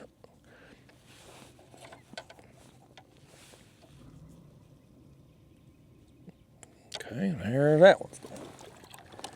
But yeah, so anyway, the planer board, like over there with Zach, like we just started at the back of the creek, come out of that creek, go all the way across the channel, and all the way to the very back of the next creek on the other side of the lake over there. And that's how I typically see most people that are pulling planer boards. Like, they're not, because it's a lot of hassle to make a run back to the back of a creek again, let's say, you know, to turn around, because you've got to pull in all your lines, and it takes a while to, like, you got to let out some line, put your planer board on, let out some more line to whatever distance you want it to run off the side of the boat, and you got to do that on 6, 8, 10 rods, however many you're running. So it takes a while to get set up. It ain't something you can very quickly reel up and make a run on. So most people that do it, they just keep going. They'll start fishing wherever they start at and just keep going. And so like an area out here, like this area, this section of the river, you got this huge flat that really runs all the way down until you get around the next bend, and it starts to kind of be more like a bluff wall and come down. But like this whole stretch here, you could just, if you were running planer boards, somebody would get down there where the edge of the flat is, where it starts, and just work it all the way up through here until it eventually ends upriver from here. That's what they would do. So, you know, again, to each their own. I mean, I tried the planer board fishing, went over there, I did the trip with Zach, learned a ton. I come back home, I applied what I learned from him in the kayak, and I just didn't enjoy it. I mean, I enjoyed fishing with Zach, don't get me wrong. I mean, he's a good dude, and it was fun to fish with him. But doing it in the kayak, I just felt like the juice wasn't worth the squeeze, man. It just wasn't worth the hassle. It wasn't as much fun reeling the fish in. It wasn't for me. It ain't for me. And I just, like I've told you before, if the day comes where I have to use planer boards to catch a catfish, I quit. I'll fish for something else. You know, I love me some ultralight fishing. I love me some carp fishing. I can get into other things to occupy my time with. You know what I mean? But it is an effective technique, though. And if it's something that you like doing, well, you know, you're going to figure out where it's best suited to do it at, right? Like with me, suspend fishing. Like I've learned there's certain places, certain times and situations where it works better than others. So you want to skew the odds in your favor, right? You want to try to put yourself in a position to succeed. Like coming out here this morning after stinking it up on some recent trips, I wanted to have a day where we get one in the win column. So I come over here to this flat, a place where there should be some actively feeding fish. And we've had a win today, man. We have had a win today. We've got some fish. We're about to get another one right here. Yep. Nope. He dropped it. Did he get our bait? But like we've got some, oh, he chased it all the way up. Did you see that? He chased it all the way. I just wanted to check see if we still had bait on, and he followed it all the way up. I'll be doggone, folks. He was on the move, buddy. He was hunting that piece of bait. That's probably the most exciting thing of the trip right there. Lord Almighty. He wanted it, by gosh. What we got going on here? Oh, it's a damn airboat coming. Y'all cover your ears. We got an airboat coming. I wish they'd ban them things.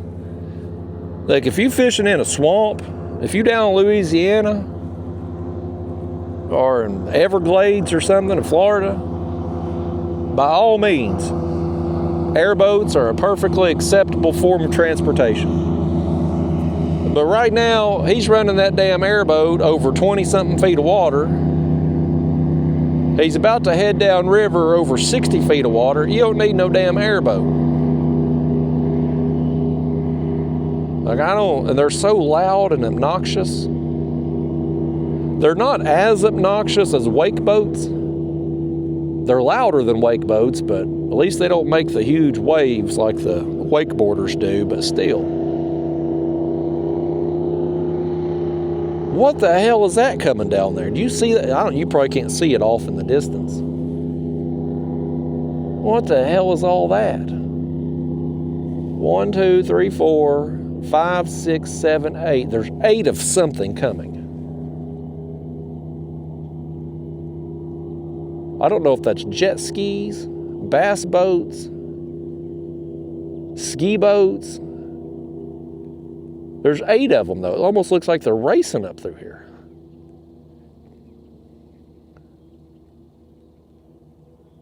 What the hell is all that? They're so far away, I know you probably can't see them. I can barely see them. I'm filming this on a weekday. It shouldn't be a tournament. We're about to catch a fish right here as they all, thankfully, they're staying on that side of the channel. This rod got hit, though. Let me pick up on that thing. No, he ain't on there. I don't know what those are. They look like bass boats. They seem to all be stopping over there. I'm fascinated. I shouldn't give a damn about this, but I'm genuinely fascinated. Like, what are they all doing? 1, 2, 3, 4, 5, 6, 7, 8. There's 8 of them. There may be a couple more coming down there too I can't see, and they've all stopped like right in there.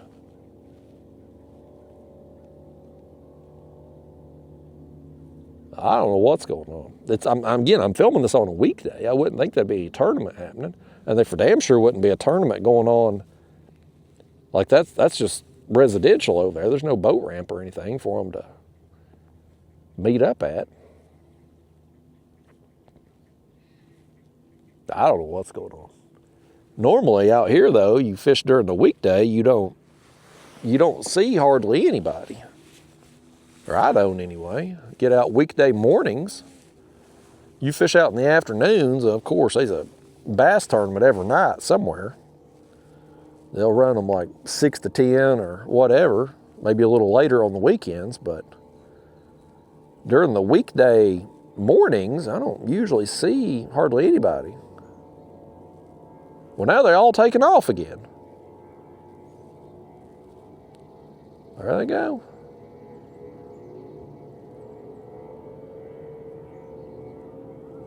Well, mystery of the universe. We'll never know what's going on.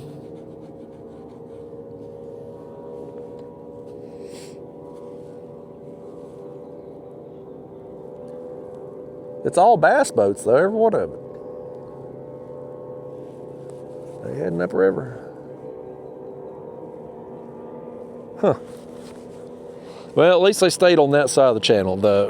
river through here is pretty wide. It's a big area, so they stay over there, and by the time the waves get over here, of course bass boat waves ain't that big anyway. By the time they get over here, it won't be bad. You get them wakeboarders though, man, they put off such big waves. They do so much damage to the shoreline, cause so much erosion. It just blows my mind that the people that have wakeboard boats, wake boats, whatever they're called, it blows my mind that they're not ticketed or forced to pay a fee of some kind to have that kind of boat just because they cause so much damage. I mean, think about how much money is spent by homeowners and out here on these TVA reservoirs, TVA just bringing in riprap, big, large volumes of rocks to put on the shoreline to prevent the water from washing away the shoreline from the waves, and a lot of that is caused by these wakeboard boats. They put off bigger waves than anything. So you would think they would have to take some responsibility for that. I wish they'd just ban the damn things. I hate them. I can come out here and fish today, and I'm not affecting them guys in bass boats at all, and they can go up the river here 80 miles an hour if they want to. And they're not really, if they're not disrupting my day. I might get annoyed, but they're not really disrupting what I'm doing at all. A jet ski, they can be a pest, but if they give you ample distance and don't just zoom around you in circles, again, they're not really going to disrupt you.